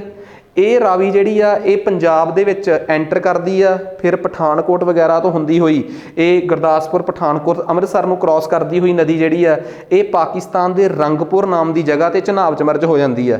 ਚਨਾਬ ਫੇਰ ਵੱਡੀ ਆ, ਇਸ ਕਰਕੇ ਤ੍ਰਿਮੂ ਤੇ ਰੰਗਪੁਰ ਜਾ ਕੇ ਨਦੀ ਦਾ ਅਗਲਾ ਨਾਮ ਚਨਾਬ ਆ। ਉਸ ਤੋਂ ਬਾਅਦ ਅਗਲੀ ਨਦੀ ਆ ਰੋਹਤਾਂਗ ਪਾਸ ਤੋਂ ਜਸਟ ਥੋੜੀ ਜਿਹੀ ਥੱਲੇ, ਰੋਹਤਾਂਗ ਪਾਸ ਵਾਲੀ ਲੇਕ ਹੀ ਆ, ਬਸ ਉਹਨੂੰ ਬਿਆਸ ਕੁੰਡ ਕਹਿ ਦਿੰਦੇ ਆ। ਉੱਥੋਂ ਇੱਕ ਨਦੀ ਹਿਮਾਚਲ ਚੋਂ ਨਿਕਲਦੀ ਆ ਤੇ ਪੰਜਾਬ ਪਹੁੰਚਦੀ ਆ, ਠੀਕ ਆ, ਤਰਨਤਾਰਨ ਦੇ ਏਰੀਏ 'ਚ। ਉੱਥੋਂ ਹੀ ਇੱਕ ਨਦੀ ਬਹੁਤ ਪਿੱਛੋਂ, ਜਿੱਥੇ ਆ ਲੇਕ ਆ ਮਾਨਸਰੋਵਰ, ਮਾਨਸਰੋਵਰ ਲੇਕ ਦੇ ਬਿਲਕੁਲ ਥੱਲੜੇ ਪਾਸੇ ਇੱਕ ਰਖਸਥਲ ਲੇਕ ਆ। ਹੈ ਦੋਵੇਂ ਝੀਲਾਂ ਜਿਹੜੀਆਂ ਨੇ ਇਹ ਕੈਲਾਸ਼ ਮਾਊਂਟੇਨ ਦੀ ਜੜ੍ਹਾਂ 'ਚ ਆ। ਸੋ ਰਕਸਥਲ ਲੇਕ ਚੋਂ ਨਿਕਲ ਕੇ ਇੱਕ ਨਦੀ ਹਿਮਾਚਲ ਦੀ ਸਪੀਤੀ ਵੈਲੀ ਚੋਂ ਕ੍ਰਾਸ ਕਰਦੀ ਆ ਇੱਕ ਦਰੇ ਚੋਂ, ਇੰਗਲਿਸ਼ 'ਚ ਕਹਿੰਦੇ ਆ ਲਾ। ਸ਼ਿਪਿਕਾ ਲਾ ਨਾਂ ਦੇ ਦਰੇ ਚੋਂ ਕ੍ਰਾਸ ਕਰਕੇ ਇੱਕ ਨਦੀ ਪੰਜਾਬ 'ਚ ਐਂਟਰ ਕਰਦੀ ਆ ਤੇ ਜਦੋਂ ਉਹ ਪੰਜਾਬ ਦੇ ਤਰਨਤਾਰਨ ਪਹੁੰਚਦੀ ਆ ਤੇ ਉਹਦੇ ਚੋਂ ਬਿਆਸ ਨਦੀ ਆ ਕੇ ਹਰੀਕੇ ਮਿਲ ਜਾਂਦੀ ਆ। ਉਸ ਤੋਂ ਬਾਅਦ ਨਾਮ ਸਤਲੁਜ ਦਾ ਚੱਲਦਾ ਹੈ ਅੱਗੇ, ਕਿਉਂਕਿ ਸਤਲੁਜ ਮੇਨ ਰਿਵਰ ਆ, ਇੱਥੇ ਵੱਡੀ ਨਦੀ ਆ। ਸਤਲੁਜ ਅੱਗੇ ਆਉਂਦੀ ਆ, ਇੱਕ ਪਾਸਿਓਂ ਚਨਾਬ ਆ ਰਹੀ ਆ, ਠੀਕ ਆ। ਚਨਾਬ ਇੱਕ ਜਗ੍ਹਾ ਤੇ ਤ੍ਰਿਮੂ ਦੀ ਜਗ੍ਹਾ ਤੇ ਜੇਹਲਮ ਨੂੰ ਮਿਲ ਚੁੱਕੀ ਆ, ਰੰਗਪੁਰ ਜਗ੍ਹਾ ਤੇ ਰਾਵੀ ਨੂੰ ਮਿਲ ਚੁੱਕੀ ਆ। ਉਸ ਤੋਂ ਬਾਅਦ ਉਹ ਅੱਗੇ ਆ ਕੇ ਪਾਕਿਸਤਾਨ ਦੇ ਪੰਜਾਬ 'ਚ ਉੱਚ ਸ਼ਰੀਫ ਜਗ੍ਹਾ ਹੈ, ਉੱਚ ਸ਼ਰੀਫ, ਉੱਥੇ ਜਾ ਕੇ ਉਹ ਸਤਲੁਜ ਨੂੰ ਮਿਲਦੀ ਆ। ਦੋਵੇਂ ਨਦੀਆਂ ਦੀ ਆਲਮੋਸਟ ਲੈਂਥ ਸੇਮ ਹੋਣ ਕਰਕੇ ਨਾਮ ਅੱਗੇ ਕਿਸੇ ਦਾ ਵੀ ਕੰਟੀਨਿਊ ਨਹੀਂ ਹੁੰਦਾ, ਅੱਗੇ ਨਾਮ ਚੱਲਦਾ ਹੈ ਪੰਚਨੰਦ। ਕਿਹੜੀ ਨਦੀ? ਪੰਚਨੰਦ ਨਦੀ ਜਿਹੜੀ ਆ ਉਹ ਚੱਲਦੀ ਆ। ਸੋ ਇਸ ਤੋਂ ਅੱਗੇ ਉੱਪਰੋਂ ਇੰਡਸ ਆ ਰਹੀ ਸੀ ਸਿੰਧੂ ਨਦੀ। ਸਿੰਧੂ ਨਦੀ ਆ ਕੇ ਪਾਕਿਸਤਾਨ ਦੇ ਵਿੱਚ ਪੰਜਾਬ ਤੇ ਸਿੰਧ ਦੇ ਬਾਰਡਰ ਤੇ ਇੱਕ ਜਗ੍ਹਾ ਹੈ ਮਿਥਾਨਕੋਟ। ਉਸ ਮਿਥਾਨਕੋਟ ਦੇ ਵਿੱਚ ਆ ਕੇ ਇੱਕ ਪਾਸਿਓਂ ਪੰਚਨੰਦ, ਇੱਕ ਪਾਸਿਓਂ ਇੰਡਸ ਮਿਲਦੀ ਆ ਤੇ ਫਾਈਨਲੀ ਇਹ ਇੰਡਸ ਮਿਲਦੀ ਆ, ਇੰਡਸ ਬਣਦੀ ਆ ਤੇ ਇੰਡਸ ਸਿੰਧ ਪ੍ਰੋਵਿੰਸ ਦੇ ਵਿੱਚ ਕਰਾਚੀ ਦੇ ਕੋਲੋਂ ਸਮੁੰਦਰ 'ਚ ਵਹਿ ਜਾਂਦੀ ਆ। ਸੋ ਫਾਈਨਲੀ ਇਸ ਤਰੀਕੇ ਨਾਲ ਜੇ ਮੋਟੇ ਤੌਰ ਤੇ ਦੇਖਿਆ ਜਾਵੇ, ਮੈਂ ਪੰਜਾਬ ਦੇ ਵਿੱਚ ਵਹਿਣ ਵਾਲੀਆਂ ਜਿਹੜੀਆਂ ਨਦੀਆਂ ਨੇ ਤੇ ਮੈਂ ਤੁਹਾਡੀ ਜਾਣਕਾਰੀ ਲਈ ਦੱਸਦਾ, ਉੱਪਰਲੀਆਂ 3 ਨਦੀਆਂ ਨੂੰ ਕਿਹਾ ਜਾਂਦਾ ਹੈ ਵੈਸਟਰਨ ਰਿਵਰਸ, ਕਿਉਂਕਿ ਇਹ ਵੈਸਟ ਵਾਲੇ ਪਾਸੇ 'ਚ ਸਿੰਚਾਈ ਦਾ ਮੁੱਖ ਕਾਰਨ ਬਣਦੀਆਂ ਹੈ। ਥੱਲੇ ਵਾਲੀਆਂ 3 ਨਦੀਆਂ ਨੂੰ ਕਿਹਾ ਜਾਂਦਾ ਹੈ ਈਸਟਰਨ ਰਿਵਰਸ, ਕਿਉਂਕਿ ਇਹ ਈਸਟ ਵਾਲੇ ਪਾਸੇ ਦੀ ਸਿੰਚਾਈ ਦਾ ਕਾਰਨ ਬਣਦੀਆਂ। ਸੋ ਵੈਸਟਰਨ ਰਿਵਰਸ ਜਿਹੜੀਆਂ ਨੇ ਉਹ ਉੱਪਰਲੀਆਂ 3 ਨੇ, ਇੰਡਸ, ਜੇਹਲਮ ਤੇ ਚਨਾਬ। ਈਸਟਰਨ ਰਿਵਰਸ ਜਿਹੜੀਆਂ ਨੇ ਉਹ 3 ਨੇ, ਥੱਲੇ ਵਾਲੀਆਂ ਕਿਹੜੀਆਂ? ਸਤਲੁਜ, ਰਾਵੀ, ਬਿਆਸ ਤੇ ਸਤਲੁਜ। ਹਰ 2 ਨਦੀਆਂ ਦੇ ਵਿੱਚ ਨਦੀ 'ਚ ਪਾਣੀ ਹੁੰਦਾ ਹੈ। ਪਾਣੀ ਨੂੰ ਫਾਰਸੀ ਭਾਸ਼ਾ 'ਚ ਆਬ ਕਿਹਾ ਜਾਂਦਾ ਹੈ। 2 ਪਾਣੀਆਂ ਦੇ ਵਿੱਚ ਜਗ੍ਹਾ ਨੂੰ 2 ਆਬ ਕਿਹਾ ਜਾਂਦਾ ਹੈ। ਸੋ ਪੰਜਾਬ ਨੂੰ ਜੇ ਪੂਰੇ ਦੇ ਪਰੇ ਪੰਜਾਬ ਨੂੰ ਕਵਰ ਕੀਤਾ ਜਾਵੇ ਤਾਂ ਤੁਸੀਂ ਮੰਨ ਲਓ ਇੱਥੇ 4 ਤੋਂ 5 ਦੁਆਬ ਨੇ। ਇੱਕ ਦੁਆਬ ਸਤਲੁਜ ਤੇ ਬਿਆਸ ਦੇ ਵਿੱਚ ਆ, this is one of the Doab, this is called Bist Doab. Beas plus Sutlej ਤੋਂ ਬਣਿਆ ਦੁਆਬ ਕਿਹੜਾ ਹੈ? ਬਿਸਤ ਦੁਆਬ। ਫਿਰ ਬਿਆਸ ਤੇ ਰਾਵੀ ਦੇ ਵਿੱਚ ਕਿਹੜਾ ਦਰਿਆ ਹੈ ਦੁਆਬ ਆ? ਬਰੀ ਦੁਆਬ। ਫਿਰ ਉਸ ਤੋਂ ਬਾਅਦ ਰਾਵੀ ਤੇ ਚਨਾਬ ਦੇ ਵਿੱਚ ਰਚਨਾ ਦੁਆਬ। ਫਿਰ ਉਸ ਤੋਂ ਬਾਅਦ ਜੇਹਲਮ ਤੇ ਚਨਾਬ ਦੇ ਵਿੱਚ ਜੱਛ ਦੁਆਬ। ਫਿਰ ਉਸ ਤੋਂ ਬਾਅਦ ਜੇਹਲਮ ਤੇ ਇੰਡਸ, ਇੰਡਸ ਦਾ ਇੰਡੀਅਨ ਨਾਮ ਸਿੰਧੂ ਨਦੀ ਹੈ, ਇਸ ਕਰਕੇ ਉੱਪਰਲੇ ਦੁਆਬ ਦਾ ਨਾਮ ਆ ਸਿੰਧ ਸਾਗਰ ਦੁਆਬ। ਕੀ ਨਾਮ ਆ? ਸਿੰਧ ਸਾਗਰ। ਸੋ ਇਸ ਤਰੀਕੇ ਨਾਲ ਇਹ ਨਦੀਆਂ ਜਿਹੜੀਆਂ ਨੇ ਅਰਬ ਸਾਗਰ 'ਚ ਫਾਈਨਲੀ ਡਿਸਚਾਰਜ ਹੁੰਦੀਆਂ, ਠੀਕ ਆ। ਇਹਨਾਂ ਨਦੀਆਂ ਬਾਰੇ ਹਰ ਇੱਕ ਫੈਕਚੁਅਲ ਇਨਫੋਰਮੇਸ਼ਨ ਸਾਡੇ ਕੋਲ ਆ ਕਿ ਸਤਲੁਜ ਨਦੀ ਦੀ ਲੰਬਾਈ 1500 ਕਿਲੋਮੀਟਰ ਆ, 3 ਦੇਸ਼ਾਂ ਚੋਂ ਕ੍ਰਾਸ ਕਰਦੀ ਆ, ਠੀਕ ਆ। ਰਕਸਥਲ ਲੇਕ ਜਿਹੜੀ ਕਿ ਕੈਲਾਸ਼ ਦੀ ਰੇਂਜ, ਕੈਲਾਸ਼ ਸ਼ੰਖਲਾ ਪਹਾੜਾਂ ਦੀ ਉਹਦੀਆਂ ਜੜ੍ਹਾਂ 'ਚ ਆ, ਠੀਕ ਆ। ਸੋ ਰਕਸਥਲ ਲੇਕ ਚੋਂ ਨਿਕਲਦੀ ਆ, ਫਾਈਨਲੀ ਇਹ ਚਨਾਬ ਦੇ ਜਾ ਕੇ ਮਰਜ ਹੋ ਕੇ ਪੰਚਨੰਦ ਬਣਦੀ ਆ, ਤੇ ਬਣਦੀ ਵੀ ਕਿੱਥੇ ਜਾ ਕੇ ਆ? ਉੱਚ ਸ਼ਰੀਫ। ਕਿੱਥੇ ਜਾ ਕੇ ਆ? ਉੱਚ ਸ਼ਰੀਫ। ਕਿ ਉੱਥੋਂ ਬਾਅਦ ਪੰਚਨੰਦ ਜਿਹੜੀ ਆ ਅੱਗੇ ਮਿਥਾਨਕੋਟ ਜਾ ਕੇ ਇੰਡਸ ਨਾਲ ਮਿਲਦੀ ਆ। ਇਹਦਾ ਸੰਸਕ੍ਰਿਤ, ਕਿਉਂਕਿ ਤੁਹਾਨੂੰ ਸਭ ਨੂੰ ਪਤਾ ਹੈ ਕਿ ਭਾਰਤ ਦਾ ਪੰਜਾਬ ਜਿਹੜਾ ਸੀ ਇਹ ਇੱਕ ਦੇਵ ਭੂਮੀ ਸੀ। ਪੰਜਾਬ, ਹਰਿਆਣਾ, ਹਿਮਾਚਲ, ਇੱਥੇ ਵੇਦਾਂ ਦੀ ਰਚਨਾ ਹੋਈ ਹੈ, ਤੇ ਵੇਦਾਂ 'ਚ ਇਹਨਾਂ ਸਾਰੀਆਂ ਨਦੀਆਂ ਦਾ ਜ਼ਿਕਰ ਆਇਆ ਹੈ। ਤੁਸੀਂ ਇੰਟਰਸਟਿੰਗ ਗੱਲ ਆ ਤੁਹਾਡੇ ਵਾਸਤੇ, ਵੇਦਾਂ 'ਚ ਗੰਗਾ ਤੇ ਯਮੁਨਾ ਦਾ ਜ਼ਿਕਰ ਨਾ ਮਾਤਰ ਆ। ਇਹਦਾ ਮਤਲਬ ਜਦੋਂ ਵੇਦ ਲਿਖੇ ਗਏ ਆ ਤਾਂ ਉਹਨਾਂ ਨੂੰ ਉਸ ਪਰਲੀ ਧਰਤੀ ਦਾ ਪਤਾ ਹੀ ਨਹੀਂ ਸੀ, ਗੰਗਾ ਯਮੁਨਾ ਵਾਲੀ ਧਰਤੀ ਦਾ। ਸੋ ਸਾਰੇ ਵੇਦ ਇਸੇ ਇਲਾਕੇ 'ਚ ਉਚਾਰੇ ਗਏ ਆ। ਹਾਂ, ਇਸ ਤੋਂ ਥੱਲੇ ਇੱਕ ਨਦੀ ਹੋਰ ਸੀ ਰਾਜਸਥਾਨ ਦੇ ਏਰੀਏ 'ਚ, ਜਿਹੜੀ ਅੱਡ ਇਨਲੈਂਡ ਡਰੇਨੇਜ ਸਿਸਟਮ ਦਾ ਹਿੱਸਾ ਬਣ ਗਈ ਆ। ਦੈਟ ਵਾਜ਼ ਘੱਗਰ ਨਦੀ, ਜਿਹਨੂੰ ਉਸ ਟਾਈਮ ਸਰਸਵਤੀ ਕਿਹਾ ਜਾਂਦਾ ਸੀ। ਉਹਦੀਆਂ ਜਿੰਨੀਆਂ ਵੀ ਟ੍ਰਿਬਿਊਟਰੀਜ਼ ਉਹਦੇ 'ਚ ਪਾਣੀ ਪਾਉਂਦੀਆਂ ਸੀ, ਤੁਸੀਂ ਅੱਜ ਹਰਿਆਣੇ 'ਚ ਚੱਲ ਜਾਓ ਸ਼ਾਹਬਾਦ ਕੋਲ, ਮਾਰਕੰਡਾ ਦਰਿਆ, ਇਸ ਛੋਟੀਆਂ ਛੋਟੀਆਂ ਨਦੀਆਂ ਜਿਹੜੀਆਂ ਉਹਦੇ 'ਚ ਪਾਣੀ ਪਾਉਂਦੀਆਂ ਸੀ, ਉਹ ਤਾਂ ਆਪ ਵਿਲੁਪਤ ਹੋ ਗਈਆਂ। ਸੋ ਮੇਨ ਰਿਵਰ ਦਾ ਖਤਮ ਹੋਣਾ ਲਗਭਗ ਤੈਅ ਸੀ। ਉਹ ਰਾਜਸਥਾਨ ਤੇ ਗੁਜਰਾਤ ਦੇ ਵਿੱਚੋਂ ਨਿਕਲਦੀ ਹੋਈ ਅਰਬ ਸਾਗਰ 'ਚ ਡਿਸਚਾਰਜ ਹੁੰਦੀ ਸੀ ਗਲਫ ਆਫ ਕੱਛ ਦੇ ਕੋਲੋਂ, ਪਰ ਉਹ ਨਦੀ ਹੁਣ ਰਹੀ ਨਹੀਂ, ਇਸ ਕਰਕੇ ਉਹਨੂੰ ਅਸੀਂ ਇਨਲੈਂਡ ਰਿਵਰ ਸਿਸਟਮ ਹੀ ਦਾ ਹਿੱਸਾ ਮੰਨ ਲੈਂਦੇ ਹਾਂ। ਉਹਦੀਆਂ ਛੋਟੀਆਂ ਛੋਟੀਆਂ ਜਿਹੜੀਆਂ ਟ੍ਰਿਬਿਊਟਰੀਜ਼ ਨੇ, ਠੀਕ ਆ, ਉਹਦੇ ਨੇੜੇ ਕਈ ਸ਼ਹਿਰਾਂ ਦੀ ਵਸੋਂ ਹੋ ਗਈ, ਜਿਹਦੇ ਕਰਕੇ ਉਹਦੇ ਫਲੋ ਨੂੰ ਹੀ ਰੋਕ ਪੈ ਗਈ। ਜਿਵੇਂ ਘੱਗਰ ਨਦੀ ਦੇ ਅਗਲੇ ਪਾਸੇ ਜਿੱਥੋਂ ਘੱਗਰ ਨੇ ਪਹਾੜਾਂ ਨਾਲ ਕਨੈਕਟ ਹੋਣਾ ਸੀ, ਅੱਗੇ ਅਸੀਂ ਚੰਡੀਗੜ੍ਹ ਬਣਾ ਲਿਆ, ਤਾਂ ਘੱਗਰ ਨੂੰ ਅਸੀਂ ਕੀ ਉਹ 'ਚ ਕਿਹੜਾ ਪਾਣੀ ਪਾ ਲੈਣਾਗੇ, ਠੀਕ ਆ। ਖੈਰ, ਇਹਨੂੰ ਸਤੁਦਰੀ ਕਿਹਾ ਜਾਂਦਾ ਹੈ, ਤੇ ਗ੍ਰੀਕ ਲੋਕ ਇਹਨੂੰ ਹੈਡੀਸਰੋਸ ਕਹਿੰਦੇ ਸੀ। ਮੋਸਟ ਇੰਪੋਰਟੈਂਟ, ਸਤਲੁਜ ਨਦੀ ਨੂੰ ਹੈਡੀਸਰੋਸ। ਗ੍ਰੀਕ ਲੋਕਾਂ ਦੇ ਕੰਟੈਕਸਟ 'ਚ ਇਸ ਨਦੀ ਦੀ ਕੋਈ ਬਹੁਤੀ ਇੰਪੋਰਟੈਂਸ ਹੈ ਨਹੀਂ। ਖੈਰ, ਆ ਜਾਓ ਅੱਗੇ ਚੱਲਦੇ ਹਾਂ। ਅੱਗੇ ਆ ਗਈ ਬਿਆਸ। ਬਿਆਸ ਤੁਹਾਨੂੰ ਪਤਾ ਹੀ ਆ, ਬਿਆਸ ਕੁੰਡ ਤੋਂ ਨਿਕਲਦੀ ਆ, ਸਤਲੁਜ 'ਚ ਹਰੀਕੇ ਮਰਜ ਹੁੰਦੀ ਆ। ਇੱਕ ਨਾਮ ਇਹਦਾ ਵਿਪਾਸਾ, ਇੱਕ ਹਾਈਫਸਿਸ। ਤੁਸੀਂ ਮੰਨ ਕੇ ਚੱਲੋ ਅਲੈਗਜ਼ੈਂਡਰ ਦੀ ਜ਼ਿੰਦਗੀ 'ਚ ਹਾਈਫਸਿਸ ਰਿਵਰ ਦਾ ਬੜੀ ਇੰਪੋਰਟੈਂਸ ਆ। ਤੁਹਾਨੂੰ ਪੰਜਾਬ ਦੇ ਪੇਪਰਾਂ 'ਚ ਸਵਾਲ ਆ ਸਕਦਾ ਹੈ ਕਿ ਕਿਸ ਨਦੀ ਤੋਂ ਅਲੈਗਜ਼ੈਂਡਰ ਦੀ ਸੈਨਾ ਮੁੜ ਕੇ ਗਈ ਹੈ? ਦੈਟ ਵਾਜ਼ ਹਾਈਫਸਿਸ ਰਿਵਰ, ਠੀਕ ਆ। ਸੋ ਹਾਈਫਸਿਸ ਰਿਵਰ ਸੀਗੀ ਜਿੱਥੋਂ ਉਹਦੀ ਸੈਨਾ ਮੁੜ ਕੇ ਗਈ ਹੈ। ਨੈਕਸਟ ਉਸ ਤੋਂ ਬਾਅਦ ਆ ਗਈ ਰਾਵੀ ਨਦੀ। ਰਾਵੀ ਨਦੀ ਰੋਹਤਾਂਗ ਪਾਸ ਤੋਂ ਨਿਕਲਦੀ ਆ, ਚਨਾਬ 'ਚ ਮਰਜ ਹੁੰਦੀ ਆ ਰੰਗਪੁਰ ਨਾਮ ਦੀ ਜਗ੍ਹਾ ਤੇ। ਇਹਦਾ ਵੈਦਿਕ ਨਾਮ ਪਰਸੋਨੀਆ ਹਾਈਡਰੋਐਟਿਸ, ਇਹਨੂੰ ਗ੍ਰੀਕ ਕਹਿੰਦੇ ਸੀ। ਗ੍ਰੀਕ ਇਹਨੂੰ ਹਾਈਡਰੋਐਟਿਸ ਕਹਿੰਦੇ ਸੀ। ਗ੍ਰੀਕਸ ਦੇ ਕੰਟੈਕਸਟ 'ਚ ਇਹਦਾ ਕੋਈ ਬਹੁਤਾ ਜ਼ਿਆਦਾ ਜ਼ਿਕਰ ਹੈ ਨਹੀਂ ਇਸ ਨਦੀ ਦਾ। ਉਹਦੀ ਵਜ੍ਹਾ ਇਹ ਆ ਕਿ ਬਹੁਤ ਪਿੱਛੇ ਹੀ ਇਹ ਨਦੀ ਮਰਜ ਹੋ ਜਾਂਦੀ ਆ।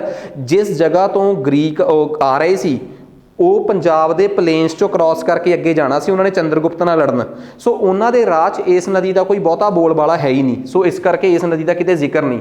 ਉਸ ਤੋਂ ਬਾਅਦ ਆ ਜਾਂਦੀ ਹੈ ਆਪਣੇ ਕੋਲ ਚਨਾਬ ਨਦੀ, ਕਾਫੀ ਲੰਮੀ ਨਦੀ ਆ, ਠੀਕ ਆ। ਅਸਕਿਨੀ ਤੇ ਐਕਸਿਨਜ਼, ਇਹ ਇਸ ਨਦੀ ਨੂੰ ਇੰਨੀ ਜ਼ਿਆਦਾ ਉਹਨਾਂ ਨੇ ਇੰਪੋਰਟੈਂਸ ਨਹੀਂ ਦਿੱਤੀ, ਠੀਕ ਆ। ਉਹ ਜ਼ਿਆਦਾਤਰ ਜਿਹੜੇ ਉਹ ਸੀਗੇ, ਕੀ ਨਾਂ ਉਹਦਾ, ਗ੍ਰੀਕ ਲੋਕ, ਉਹ ਇਹਦੀ ਟ੍ਰਿਬਿਊਟਰੀ ਜੇਹਲਮ ਦੇ ਨੇੜੇ ਤੇੜੇ ਉਲਝਦੇ ਰਹੇ, ਠੀਕ ਆ। ਜੇਹਲਮ ਦੇ ਨੇੜੇ ਤੇੜੇ ਉਹਨਾਂ ਨੇ ਜਦੋਂ ਅਸਲ ਦੇ ਵਿੱਚ ਨਾ ਜੇਹਲਮ ਨਦੀ ਆ ਜਿਹੜੀ, ਠੀਕ ਆ, ਇੱਥੇ ਇਹਨੂੰ ਕ੍ਰਾਸ ਕਰਕੇ ਉਹ ਪੰਜਾਬ 'ਚ ਐਂਟਰ ਹੁੰਦੇ ਆ। ਜੇਹਲਮ, ਜਿਹਨੂੰ ਕਿ ਉਹ ਹਾਈਫਸਿਸ ਕਹਿੰਦੇ ਸੀ, ਜਿਹਦਾ ਕਿ ਇੰਡੀਅਨ ਨਾਮ ਜਾਂ ਵੈਦਿਕ ਨਾਮ ਜਾਂ ਸੰਸਕ੍ਰਿਤ ਨਾਮ ਵਿਤਾਸਤਾ ਸੀ, ਇਸੇ ਨਦੀ ਤੋਂ ਹੀ ਉਹ ਪੰਜਾਬ 'ਚ ਐਂਟਰ ਹੁੰਦੇ ਆ। ਤੇ ਪੰਜਾਬ ਦੇ ਉਸ ਟਾਈਮ ਦੇ ਰਾਜੇ, ਜਿਹਨੂੰ ਕਿ ਪੰਜਾਬ ਨਹੀਂ ਸੀ ਕਿਹਾ ਜਾਂਦਾ, ਯਾਦ ਰੱਖਿਓ, ਉਸ ਟਾਈਮ ਇਹ ਇਲਾਕਾ ਜਿਹੜਾ ਸੀਗਾ ਇਹ ਪੋਰਸ ਰਾਜੇ ਦੇ ਅੰਡਰ ਸੀਗਾ, ਠੀਕ ਆ। ਤੇ ਪੋਰਸ ਦੇ ਨਾਲ ਉਹਦੀ ਲੜਾਈ ਜਿਹੜੀ ਆ ਹਾਈਫਸਿਸ ਤੇ ਹੋਈ ਆ। ਉਸ ਲੜਾਈ 'ਚ ਇਹਨੂੰ ਹਰਾ ਕੇ ਆਪਣਾ ਇੱਕ ਸਪੈਸ਼ਲ ਜਿਹੜਾ ਸੈਨਾਪਤੀ ਸੀਗਾ, ਸੈਲੂਕਸ ਨੈਕਟਰ, ਜਿਹਨੂੰ ਕਿ ਅਲੈਗਜ਼ੈਂਡਰ ਸੈਲੂਕਟਰ ਵੀ ਕਹਿ ਦਿੰਦਾ ਸੀਗਾ, ਉਹਨੇ ਪੋਰਸ ਦੇ ਨਾਲ ਟ੍ਰੀਟੀ ਕੀਤੀ, ਸਮਝੌਤਾ ਕੀਤਾ। ਉਹਨੂੰ ਅਸੀਂ ਇੱਕ ਨਾ ਕਾਲਪਨਿਕ ਕਹਾਣੀ ਵੀ ਸੁਣਾਉਂਦੇ ਆ ਕਿ ਪੋਰਸ ਨੂੰ ਪੁੱਛਿਆ ਅਲੈਗਜ਼ੈਂਡਰ ਨੇ ਕਿ ਦੱਸ ਤੈਨੂੰ ਕੀ ਚਾਹੀਦਾ ਹੈ, ਕਹਿੰਦਾ ਜੋ ਜਿੱਤਿਆ ਹੋਇਆ ਰਾਜਾ ਹਾਰੇ ਹੋਏ ਰਾਜੇ ਨਾਲ ਸਲੂਕ ਕਰਦਾ ਟਾਈਪ ਸਟੋਰੀ ਹੈ ਜਿਹੜੀ। ਪ੍ਰੋਪਰ ਤਾਂ ਰਾਜਿਆਂ ਦੀਆਂ ਸਮਝੌਤੇ ਹੁੰਦੇ ਆ, ਰਾਜਿਆਂ ਦੀਆਂ ਫੀਲਿੰਗ ਵਾਲੀਆਂ ਗੱਲਾਂ ਕੁਛ ਨਹੀਂ ਹੁੰਦੀਆਂ, ਠੀਕ ਹੈ ਨਾ।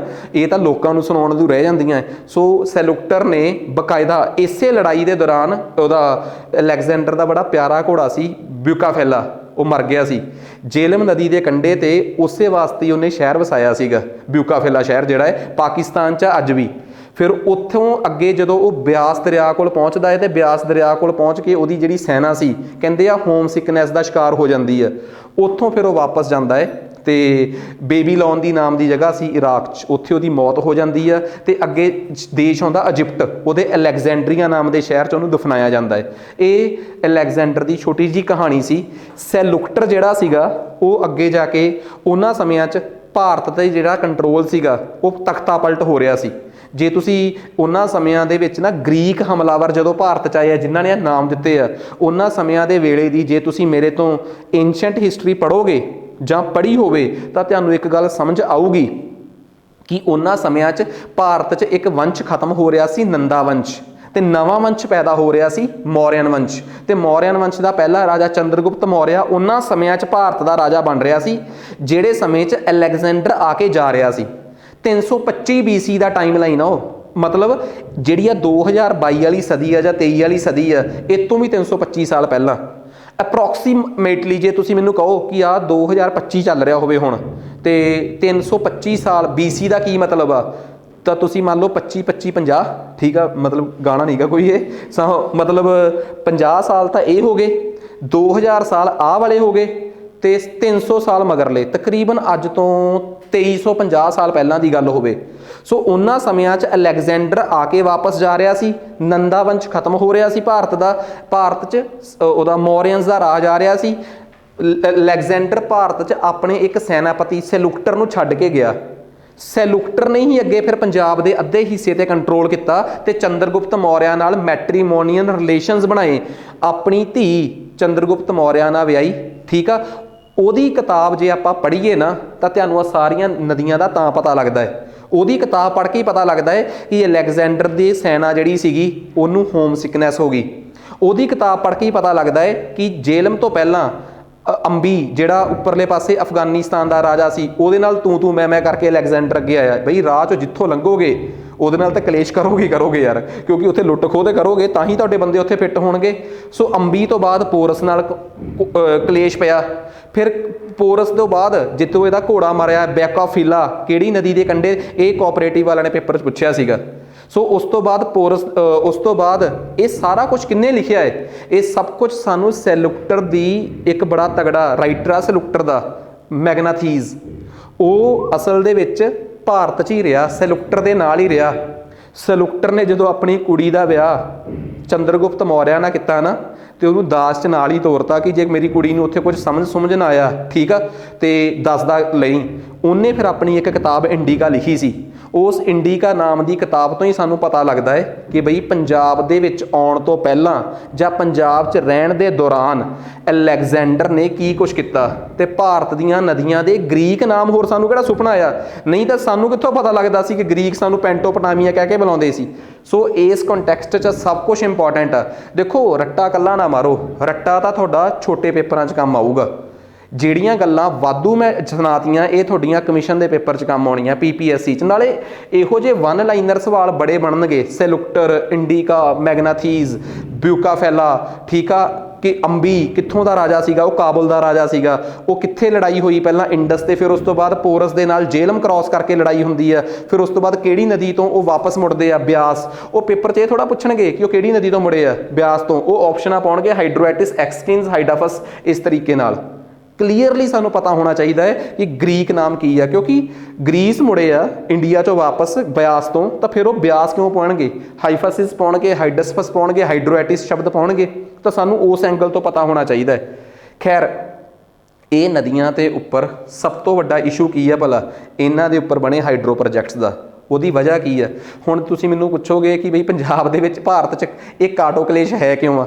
ਆਹ ਕਿਹੜੀ ਨਦੀ ਆ? ਜੇਹਲਮ, ਠੀਕ ਆ। ਜੇਹਲਮ ਨਦੀ ਜਿਹੜੀ ਆ, ਉਹ ਨਦੀ ਜਿਹੜੀ ਆ ਉਹ ਭਾਰਤੀ ਨਦੀ ਆ ਕਿ ਪਾਕਿਸਤਾਨੀ ਨਦੀ ਆ? ਪਾਕਿਸਤਾਨੀ। ਤੁਸੀਂ ਇੱਕ ਗੱਲ ਦੇਖੋ, ਮੈਨੂੰ ਤਾਂ ਤਰਸ ਕਸ਼ਮੀਰ ਤੇ ਆਉਂਦਾ। ਕਸ਼ਮੀਰ 'ਚੋਂ ਲੰਘਣ 3 ਨਦੀਆਂ, ਇੰਡਸ, ਜੇਹਲਮ ਤੇ ਚਨਾਬ। ਉਹ ਤਿੰਨੇ ਦੀਆਂ ਤਿੰਨੇ ਨਦੀਆਂ ਤੇ ਕਸ਼ਮੀਰ ਦਾ ਕੰਟਰੋਲ ਹੀ ਹੈ ਨਹੀਂ। ਕਸ਼ਮੀਰ ਨੂੰ ਗੁੱਸਾ ਆਇਆ ਕਿ ਬਈ ਸਾਡੇ 'ਚੋਂ ਲੰਘਣ ਵਾਲੀਆਂ ਤਿੰਨੇ ਨਦੀਆਂ ਜਿਹੜੀਆਂ ਸਾਡੇ ਕੰਟਰੋਲ 'ਚ ਨਹੀਂ। ਉਹਨੂੰ ਕਹਿੰਦੇ ਕੋਈ ਨਹੀਂ, ਤੈਨੂੰ ਪਾਣੀ ਪੰਜਾਬ 'ਚੋਂ ਪਾਣੀ ਦਵਾ ਦਾਂਗੇ, ਇਹ ਉਹਨਾਂ ਨੂੰ ਪਾਕਿਸਤਾਨ ਨੂੰ ਜਾਣ ਦਿਓ। ਤਾਂ ਕਸ਼ਮੀਰ ਨੂੰ ਪੰਜਾਬ 'ਚੋਂ ਪਾਣੀ ਦਿਵਾਉਣ ਵਾਸਤੇ ਪਠਾਨਕੋਟ ਤੋਂ ਇੱਕ ਹਾਈਡਰੋ ਪ੍ਰੋਜੈਕਟ ਲਾਇਆ, ਠੀਕ ਆ। ਉਹਨੂੰ ਇਹ ਕਹਿੰਦੇ ਕਿ ਅਸੀਂ ਪਾਣੀ ਨਹੀਂ ਜਾਣ ਦੇਣਾ।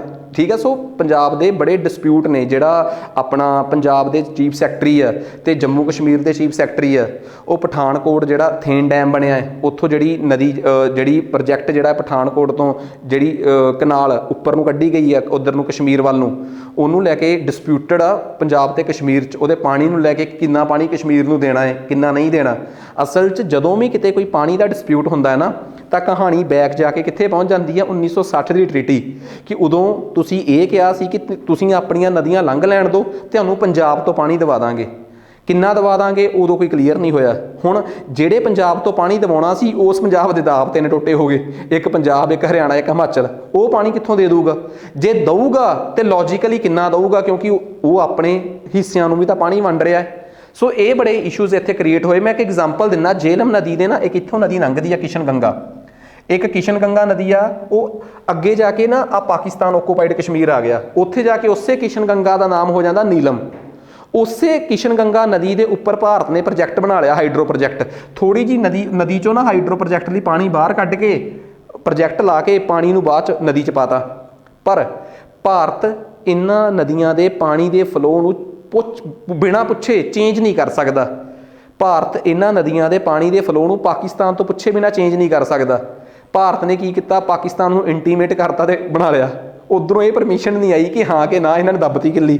ਐਵੇਂ ਹੀ ਇਹਨਾਂ ਨੇ ਚਨਾਬ ਤੇ ਰਾਤਲੇ ਪ੍ਰੋਜੈਕਟ RATTLE ਰੈਟਲ ਪ੍ਰੋਜੈਕਟ ਜਾਂ ਇਹੋ ਜਿਹੇ ਪ੍ਰੋਜੈਕਟ ਬਣਾ ਲਏ। ਹੁਣ ਰਾਤਲੇ ਪ੍ਰੋਜੈਕਟ ਤੇ ਕਿਸ਼ਨ ਗੰਗਾ ਪ੍ਰੋਜੈਕਟ ਦੋ ਡਿਸਪਿਊਟਡ ਪ੍ਰੋਜੈਕਟ ਨੇ। ਇੱਕ ਰੱਬ ਦੀ ਮਿਹਰ ਨਾਲ ਹੈਗਾ ਆਪਣਾ ਆਈ ਥਿੰਕ ਇਹਦੇ ਤੇ ਰਾਵੀ ਤੇ ਆ ਤੇ ਇੱਕ ਆਪਣਾ ਹੈਗਾ ਇਹਦੇ ਤੇ ਜੇਹਲਮ ਤੇ, ਦੋਵੇਂ ਡਿਸਪਿਊਟਡ। ਠੀਕ ਆ, ਇੱਕ ਰਾਵੀ ਤੇ ਨਹੀਂ ਗਾ ਸੌਰੀ ਉਹਦੇ ਤੇ ਆ ਚਨਾਬ ਤੇ, ਇੱਕ ਚਨਾਬ ਤੇ ਆ ਰਾਤਲੇ ਤੇ ਦੂਜਾ ਜੇਹਲਮ ਜਿਹੜਾ ਕਿਸ਼ਨ ਗੰਗਾ ਹੈ ਉਹ ਜੇਹਲਮ ਤੇ ਆ, ਉਹਦੀ ਟ੍ਰਿਬਿਊਟਰੀ ਤੇ ਆ ਕਿਸ਼ਨ ਗੰਗਾ ਤੇ ਜੇਹਲਮ ਤੇ ਹੀ ਹੋ ਗਿਆ। ਐਡੇ ਸਿਰਦਰਦੀ ਵਾਲੇ ਪ੍ਰੋਜੈਕਟ ਆ। ਇਹਨਾਂ ਦੋਵਾਂ ਪ੍ਰੋਜੈਕਟਾਂ ਨੂੰ ਲੈ ਕੇ ਪਾਕਿਸਤਾਨ ਚਲੇ ਗਿਆ IBRD 'ਚ। ਉਹਨੂੰ ਲੱਗਿਆ ਕਿ ਮੈਂ ਇਸ ਮਸਲੇ ਨੂੰ ਇਕੱਲਾ ਵਰਲਡ ਬੈਂਕ ਕੋਲ ਨਾ ਡਿਸਕਸ ਕਰਾਂ। ਵਰਲਡ ਬੈਂਕ ਕੋਲ ਜਾਣਾ ਤਾਂ ਪਾਕਿਸਤਾਨ ਲਈ ਐਥੀਕਲੀ ਚੰਗਾ ਵੀ ਸੀਗਾ, ਕਿਉਂ ਤੁਸੀਂ ਸਮਝੌਤਾ ਕਰਾਇਆ ਸੀ 60 ਦੀ ਜਿਹੜੀ ਵੀ 12 ਸਤੰਬਰ ਜਾਂ 19 ਸਤੰਬਰ ਨੂੰ 1960 ਨੂੰ ਉਹਨਾਂ ਨੇ ਨਾਲ ਇਹ ਇੰਟਰਨੈਸ਼ਨਲ ਕੋਰਟ ਆਫ ਜਸਟਿਸ ਵੀ ਪਾਤਾ। ਵਰਲਡ ਬੈਂਕ ਨੇ ਰੋਕਤਾ ਕਿ ਤੁਸੀਂ ਉੱਥੇ ਨਾ ਜਾਓ, ਅਸੀਂ ਕਰਾਵਾਂਗੇ ਸਮਝੌਤਾ। ਉਧਰੋਂ 2023 ਚੜਿਆ, ਭਾਰਤ ਨੇ ਪਾਕਿਸਤਾਨ ਨੂੰ ਇੱਕ ਨੋਟਿਸ ਹੋਰ ਕੱਢਤਾ ਕਿ ਅਸੀਂ ਇਹ ਸਮਝੌਤੇ 'ਚ ਨਹੀਂ ਰਹਿਣਾ, ਨਵੇਂ ਸਿਰੋਂ ਨੈਗੋਸ਼ੀਏਟ ਕਰਨਾ ਹੈ। ਸੋ ਉਹਦਾ ਪਾਕਿਸਤਾਨ ਨੇ ਰਿਪਲਾਈ ਨਹੀਂ ਕੀਤਾ ਸੀ ਹਜੇ। ਪਾਕਿਸਤਾਨ ਸੋਚ ਰਿਹਾ ਕੀ ਕਰਾਂ। ਉਧਰੋਂ ਵਰਲਡ ਬੈਂਕ ਨੇ ਕਹਿਤਾ ਕਿ ਜੇ ਭਾਰਤ ਹੋਰ ਹੀ ਹਿਸਾਬ ਨਾਲ ਚੱਲ ਰਿਹਾ ਹੈ ਤਾਂ ਕਿਉਂ ਨਾ ਅਸੀਂ ਵੀ ਹੁਣ ਵਿੱਚੋਂ ਸਾਈਡ ਤੇ ਹੋ ਜਾਈਏ। ਤਾਂ ਉਹਨਾਂ ਨੇ ਪਰਮਿਸ਼ਨ ਦੇਤੀ ਪਾਕਿਸਤਾਨ ਨੂੰ ਕਿ ਤੁਸੀਂ ਇੰਟਰਨੈਸ਼ਨਲ ਕੋਰਟ ਆਫ ਜਸਟਿਸ 'ਚ ਜਾਓ। ਭਾਰਤ ਨੇ ਪਾਕਿਸਤਾਨ ਦੇ ਇੰਟਰਨੈਸ਼ਨਲ ਕੋਰਟ ਆਫ ਜਸਟਿਸ 'ਚ ਜਾਣ ਨੂੰ ਅਪੋਜ਼ ਕਰਤਾ ਹੈ। ਸੋ ਇਹ ਕਰੰਟ ਅਫੇਅਰਸ ਵੀ ਨੇ ਸਾਰੇ ਇਸ਼ੂਜ਼ ਨੂੰ ਲੈ ਕੇ ਜੋ ਕਲੀਅਰ ਹੈ ਨਾ, ਉਹ ਸਾਰਾ ਕੁਝ ਤੁਹਾਨੂੰ ਮੈਂ ਦੱਸਦਾ। ਖੈਰ ਆ ਜਾਓ ਹੁਣ। ਕਹਿੰਦੇ ਜੀ ਹੁਣ ਥੋੜਾ ਜਿਹਾ ਆਪਾਂ ਗੱਲ ਕਰੀਏ ਇਹਨਾਂ ਹਾਈਡਰੋ ਪ੍ਰੋਜੈਕਟਸ ਤੇ। ਦੇਖੋ ਇੱਕ ਗੱਲ ਕਲੀਅਰ ਆ, ਰਾਵੀ ਨਦੀ ਤੇ ਜਦੋਂ ਰਾਵੀ ਨਦੀ ਪਲੇਨ ਏਰੀਏ 'ਚ ਉਤਰਦੀ ਆ, ਪਹਾੜਾਂ ਤੇ ਪ੍ਰੋਜੈਕਟ ਬਣਾਉਣੇ ਬਹੁਤ ਰਿਸਕੀ ਨੇ। ਜੇ ਤੁਸੀਂ ਇੱਕ ਪਹਾੜ ਤੇ ਪ੍ਰੋਜੈਕਟ ਬਣਾਓਗੇ ਹਾਈਡਰੋ ਪ੍ਰੋਜੈਕਟ ਤਾਂ ਤੁਸੀਂ ਇਮੇਜਿਨ ਕਰੋਗੇ ਉੱਥੇ ਬੜੀ ਵੱਡੀ ਲੇਕ ਬਣਾਉਣੀ ਪਊਗੀ, ਲੇਕ 'ਚੋਂ ਹੀ ਪਾਣੀ ਡਿੱਗੂਗਾ ਥੱਲੇ ਸਾਰਾ ਸੀਨ। ਤਾਂ ਤੁਸੀਂ ਲੇਕ ਨੂੰ ਕਿਸੇ ਪਹਾੜ ਤੇ ਬਣਾਓਗੇ ਤਾਂ ਉਹ ਪਹਾੜ ਸਲਿੱਪੀ ਹੋਣ ਦੇ ਚਾਂਸ ਬਹੁਤ ਆ, ਲੈਂਡ ਸਲਾਈਡਿੰਗ।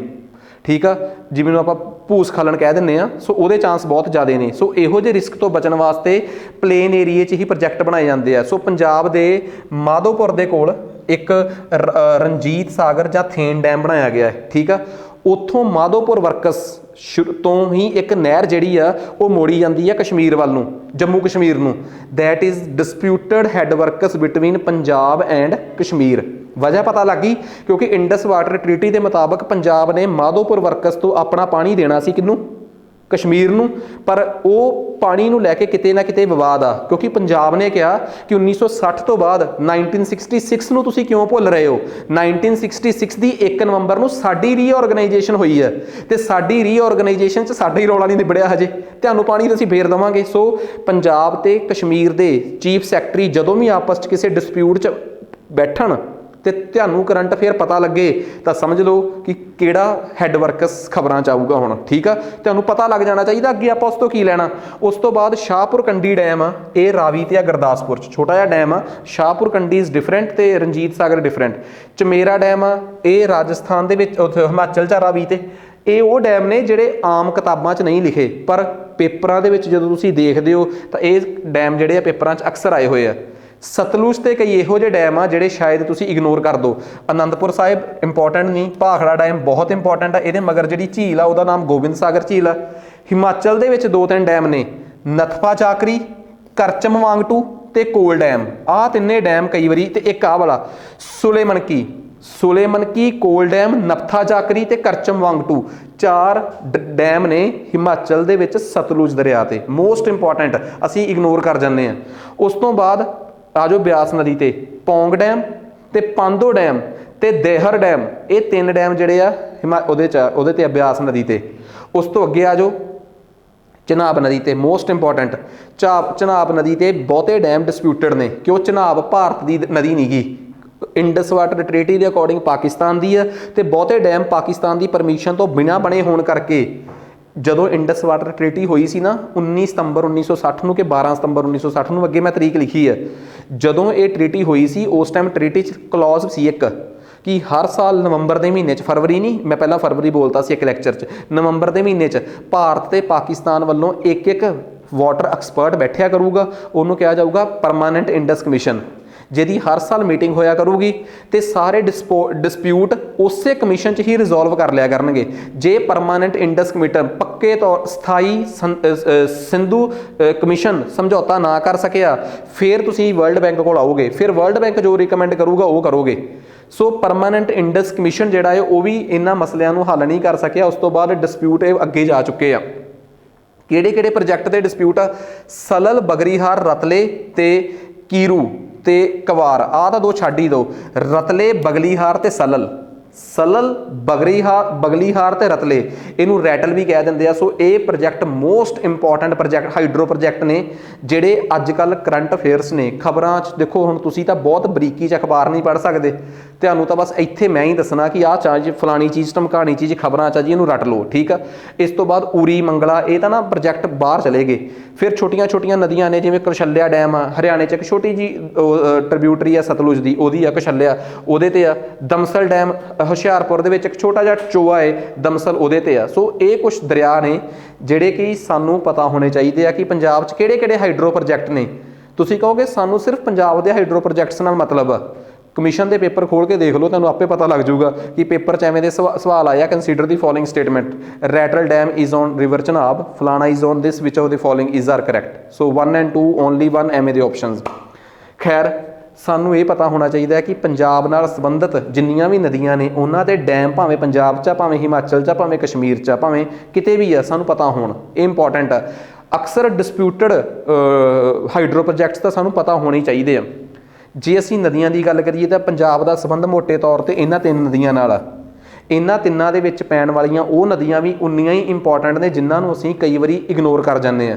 ਉਹ ਨਦੀਆਂ ਜਿਹੜੀਆਂ ਇਹਨਾਂ 'ਚ ਆ ਕੇ ਡਿਸਚਾਰਜ ਹੁੰਦੀਆਂ ਹੈ, ਪਰ ਉਹ ਖੁਦ ਪਹਾੜਾਂ 'ਚੋਂ ਨਹੀਂ ਆਉਂਦੀਆਂ, ਉਹ ਕਿਸੇ ਜਗ੍ਹਾ 'ਤੇ ਟੋਬਾ ਜਿਹਾ ਬਣਿਆ ਹੈ ਜਿੱਥੇ ਪੰਜਾਬ 'ਚ ਮੀਂਹ ਪੈਂਦਾ ਹੈ, ਉਹ ਨਦੀਆਂ 'ਚ ਪਾਣੀ ਆ ਜਾਂਦਾ ਹੈ, ਉਹ ਇਹਨਾਂ 'ਚ ਡਿਸਚਾਰਜ ਹੋ ਜਾਂਦੀਆਂ। ਉਦਾਹਰਨ ਦੇ ਤੌਰ 'ਤੇ ਘੱਗਰ ਨਦੀ, ਚਿੱਟੀ ਬੇਈ, ਕਾਲੀ ਬੇਈ, ਉੱਜ, ਸਾਵਾਂ, ਸੋਹਣ, ਆਨੰਦਪੁਰ, ਬਲਾਚੌਰ ਵਾਲਾ ਚੋਆ, ਨੂਰਪੁਰ ਵਾਲਾ, ਸੁਖਣਾ, ਪਟਿਆਲਾ ਕੀ ਰਾਓ, ਪਟਿਆਲੇ ਵਾਲੀ ਜਿਹਨੂੰ ਨਦੀ ਕਹਿ ਦਿੰਦੇ ਆਪਾਂ। ਇਹ ਕੀ ਆ? ਛੋਟੇ ਚੋਏ ਆ ਜਿਹੜੇ ਮੋਹਾਲੀ ਦੇ ਨੇੜਿਓਂ, ਹੁਸ਼ਿਆਰਪੁਰ ਦੇ ਨੇੜਿਓਂ ਸ਼ੁਰੂ ਹੁੰਦੇ ਆ, ਠੀਕ ਆ, ਰੋਪੜ ਦੇ ਨੇੜਿਓਂ ਸ਼ੁਰੂ ਹੁੰਦੇ ਆ। ਜਦੋਂ ਮੀਂਹ ਪੈ ਜੇ ਇਹਨਾਂ 'ਚ ਪਾਣੀ ਆ ਜਾਂਦਾ ਹੈ, ਇਹ ਅੱਗੇ ਜਾ ਕੇ ਵੱਡੀਆਂ ਨਦੀਆਂ ਦੀਆਂ ਸਹਾਇਕ ਨਦੀਆਂ, ਕੋਈ ਘੱਗਰ ਦੀ ਸਹਾਇਕ ਨਦੀ ਆ ਜਿਵੇਂ ਪਟਿਆਲੇ ਵਾਲੀ ਹੋ ਗਈ, ਕੋਈ ਕਿਸੇ ਦੀ ਸਹਾਇਕ ਨਦੀ ਆ। ਸੋ ਇਸ ਤਰੀਕੇ ਨਾਲ ਘੱਗਰ ਦੀ ਇਹ ਸਹਾਇਕ ਨਦੀ ਹੈ, ਘੱਗਰ ਆਪ ਰੋਲੀ ਹੋਈ ਅੱਗੇ। ਘੱਗਰ ਤੇ ਆਪ ਹੀ ਛੋਟੀ ਜਿਹੀ ਨਦੀ ਆ, ਉਹਦਾ ਆਪਣਾ ਜਿਹੜਾ ਓਰੀਜਨ ਸੀਗਾ ਚੰਡੀਗੜ੍ਹ ਬਣਨ ਕਰਕੇ ਤਾਂ ਵੈਸੇ ਹੀ ਖਰਾਬ ਹੋ ਗਿਆ। ਸੋ ਹੁਣ ਚੰਡੀਗੜ੍ਹ ਆਮ ਬੰਦਾ ਹੋਵੇ ਤਾਂ ਬਾਈਪਾਸ ਬਣਾ ਲੇ, ਨਦੀ ਨੂੰ ਹਜੇ ਤੱਕ ਬਾਈਪਾਸ ਨਹੀਂ ਲੱਭਿਆ। ਸੋ ਇਹ ਜਿਹੜੀਆਂ ਛੋਟੀਆਂ ਨਦੀਆਂ ਨੇ, ਜੈਂਤਾ, ਦੇਵੀ ਕੀ ਰਾਓ, ਸੁਖਣਾ ਚੋਆ, ਇਹਨਾਂ 'ਚੋਂ ਅੱਧੀਆਂ ਤਾਂ ਇਹਨਾਂ ਸਾਰੀਆਂ ਨਦੀਆਂ ਦੀਆਂ ਹੀ ਟ੍ਰਿਬਿਊਟਰੀਜ਼ ਨੇ। ਕੁਛ ਘੱਗਰ ਦੀਆਂ ਟ੍ਰਿਬਿਊਟਰੀਜ਼ ਵੀ ਨੇ ਜਿਵੇਂ ਮੈਂ ਐਗਜ਼ਾਮਪਲ ਦਿੱਤੀ ਹੈ। ਸੋ ਉਮੀਦ ਕਰਦਾ ਕਿ ਤੁਹਾਨੂੰ ਇਹ ਗੱਲ ਚੰਗੀ ਤਰ੍ਹਾਂ ਸਮਝ ਆ ਗਈ ਹੋਊਗੀ। ਹੁਣ ਮੈਂ ਪੰਜਾਬ ਦੀਆਂ ਉਹਨਾਂ 3 ਨਦੀਆਂ ਨੂੰ ਥੋੜ੍ਹਾ ਜਿਹਾ ਥੋਰੋਲੀ ਪੜ੍ਹਾ ਦਾਂ, ਕਿਉਂਕਿ ਅਸਲ ਦੇ ਵਿੱਚ ਕੀ ਆ, ਪੰਜਾਬ ਦੇ ਪੇਪਰ ਦੇ ਰਹੇ ਹੋ, ਕੱਲ੍ਹ ਨੂੰ ਕੀ ਪਤਾ ਹੈ ਪੁੱਛ ਲੈਣ ਕਿ ਮਣੀਕਰਨ ਸਾਹਿਬ ਕਿਹੜੀ ਨਦੀ ਦੇ ਕੰਢੇ 'ਤੇ ਆ, ਤਾਂ ਸਾਨੂੰ ਇਹ ਪਤਾ ਹੋਣਾ ਚਾਹੀਦਾ। ਅਸੀਂ ਇਹ ਤਾਂ ਕਹਿ ਦਾਂਗੇ ਕਿ ਹਾਂ ਆਏ ਸੀ ਉੱਧਰੋਂ, ਨਾਲ ਬਿਆਸ ਲੰਘਦੀ ਆ, ਪਰ ਬਿਆਸ ਤਾਂ ਇੱਕ ਪਾਸੇ ਮਨਾਲੀ ਨੂੰ ਚਲ ਜਾਂਦੀ ਹੈ, ਦੂਜੇ ਪਾਸਿਓਂ ਜਿਹੜੀ ਨਦੀ ਆਉਂਦੀ ਹੈ, ਜਿਹੜੀ ਆ ਕੇ ਬਿਆਸ 'ਚ ਮਿਲਦੀ ਹੈ, ਨਾਮ ਤਾਂ ਉਹਦਾ ਵੀ ਪਤਾ ਹੋਣਾ ਚਾਹੀਦਾ ਨਾ, ਕਿਉਂਕਿ ਐਗਜ਼ੈਕਟਲੀ ਤਾਂ ਮਣੀਕਰਨ ਸਾਹਿਬ ਉਸ ਨਦੀ ਦੇ ਕੰਢੇ 'ਤੇ ਹੋਊਗਾ ਜਿਹੜੀ ਕਿ ਬਿਆਸ ਦੀ ਟ੍ਰਿਬਿਊਟਰੀ ਹੈ। ਸਾਨੂੰ ਕੁਛ ਕੁ ਟ੍ਰਿਬਿਊਟਰੀਜ਼ ਜਿਹੜੀਆਂ ਨੇ ਉਹ ਪਤਾ ਹੋਣੀਆਂ ਚਾਹੀਦੀਆਂ। ਇਹ ਮੈਂ ਮੰਨ ਕੇ ਚੱਲਦਾ ਕਿ ਇੰਪੋਰਟੈਂਟ ਆ। ਰਾਵੀ ਨਦੀ ਬਾਰੇ ਤਾਂ ਇੱਕ ਗੱਲ ਕਲੀਅਰ ਆ ਕਿ ਰਾਵੀ ਨਦੀ ਰੋਹਤਾਂਗ ਪਾਸ ਤੋਂ ਲੰਘਦੀ ਆ। ਜੇ ਅਸੀਂ ਹਿਮਾਚਲ ਦੀ ਗੱਲ ਕਰੀਏ ਤਾਂ ਹਿਮਾਚਲ ਦਾ ਕਾਂਗੜਾ ਜ਼ਿਲ੍ਹਾ ਹੋਊਗਾ, ਠੀਕ ਆ। ਸੋ ਬੇਸਿਕਲੀ ਇਹ ਨਦੀ ਪੰਜਾਬ ਦੀਆਂ ਸਾਰੀਆਂ ਨਦੀਆਂ 'ਚੋਂ ਸਭ ਤੋਂ ਛੋਟੀ ਨਦੀ ਆ। ਇਹ ਕਿਹੜੇ ਚੰਬਾ, ਠੀਕ ਆ, ਇਹਨਾਂ ਇਲਾਕਿਆਂ 'ਚੋਂ ਨਿਕਲ ਕੇ ਆਉਂਦੀ ਆ। ਮੇਨ ਗੱਲ ਇਹ ਆ ਕਿ ਰਾਵੀ ਨਦੀ ਜਦੋਂ ਪੰਜਾਬ 'ਚ ਐਂਟਰ ਕਰਦੀ ਆ ਤਾਂ ਇਹਦੇ 'ਤੇ ਮਾਧੋਪੁਰ ਹੈੱਡ ਵਰਕਸ ਆ ਜਿਹੜਾ ਪਠਾਨਕੋਟ 'ਚ ਬਣਿਆ, ਜਿੱਥੋਂ ਪਾਣੀ ਡਾਈਵੀਏਟ ਕਰਕੇ, ਠੀਕ ਆ, ਦੋ ਜਗ੍ਹਾ ਤੋਂ ਪਾਣੀ ਆ ਜਿਹੜਾ ਉਹਨੂੰ ਦਿੱਤਾ ਜਾਂਦਾ ਹੈ ਆਪਣਾ ਜੰਮੂ ਕਸ਼ਮੀਰ ਨੂੰ।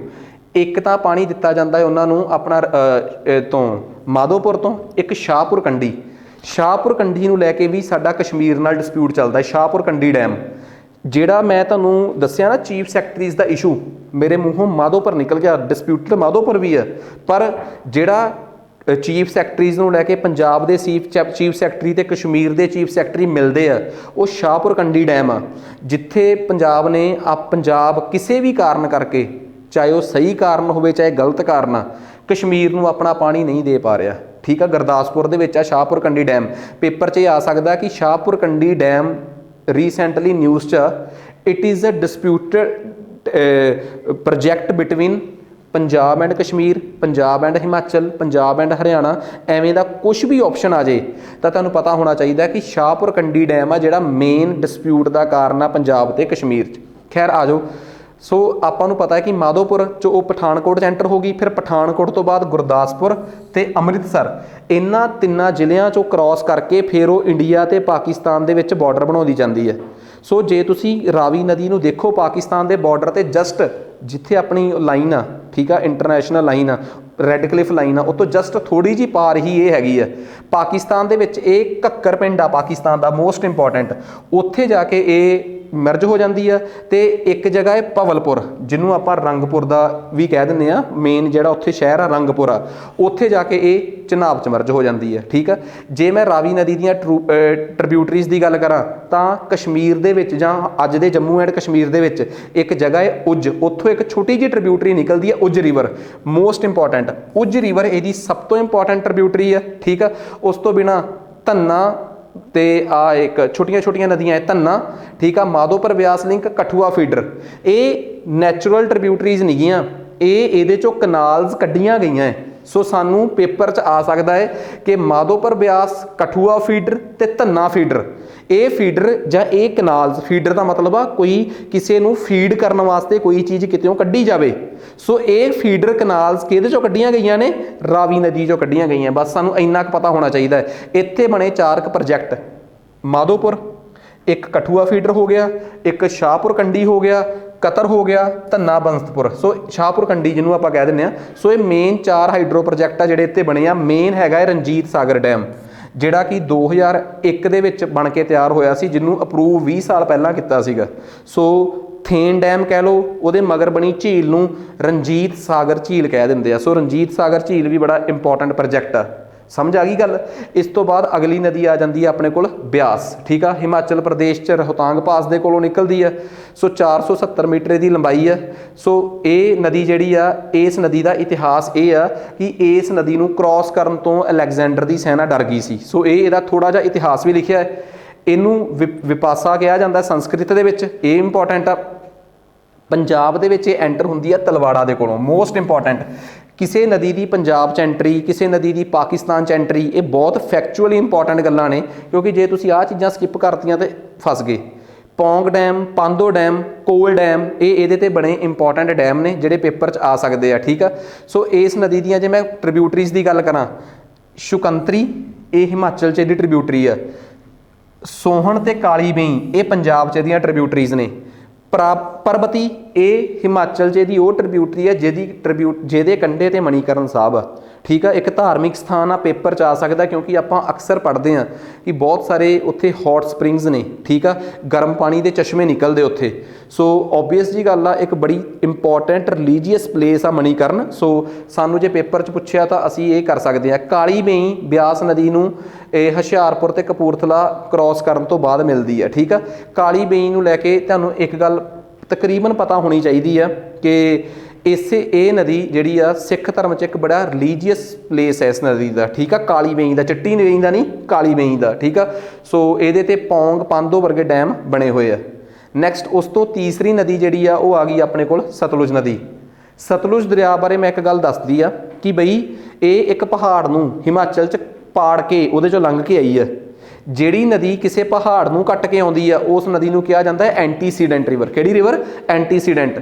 ਜਦੋਂ ਇੱਕ ਨਦੀ ਪਹਾੜ ਨੂੰ ਕੱਟਦੀ ਹੈ ਤੇ ਪਹਾੜ ਦੇ ਵਿੱਚ ਰਾਹ ਬਣਾ ਲੈਂਦੀ ਹੈ, ਜਿਹਨੂੰ ਇੰਗਲਿਸ਼ 'ਚ ਕੀ ਕਿਹਾ ਜਾਂਦਾ ਹੈ? ਲਾ। ਸ਼ਿੱਪੀ ਕਾ ਲਾ ਉਸ ਦਰੇ ਦਾ ਨਾਮ ਆ।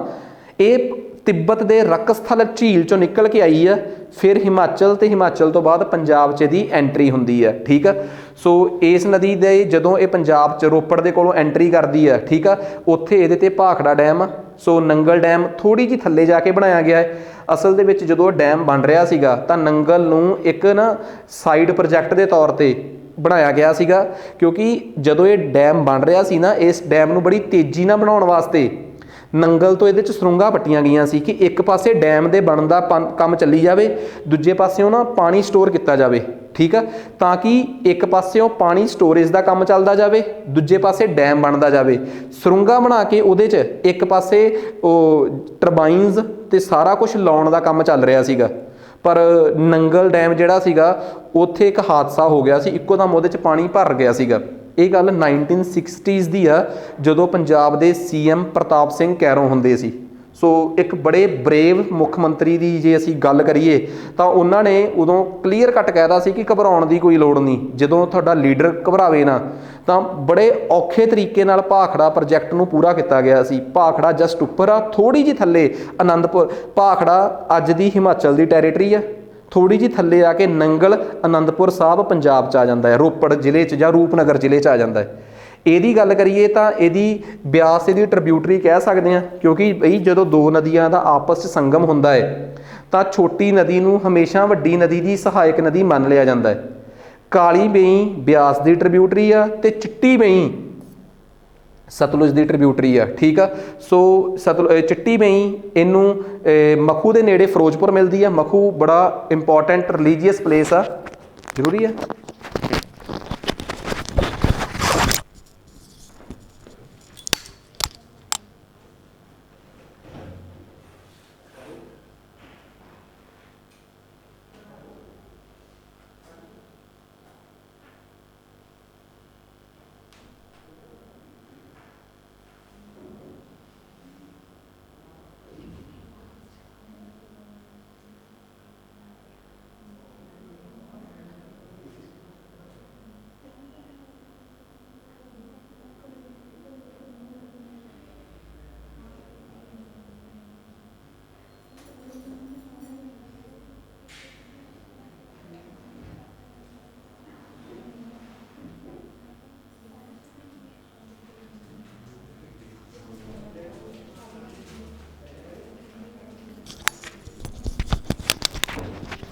ਹਾਂਜੀ। ਸੋ ਥੋੜ੍ਹਾ ਜਿਹਾ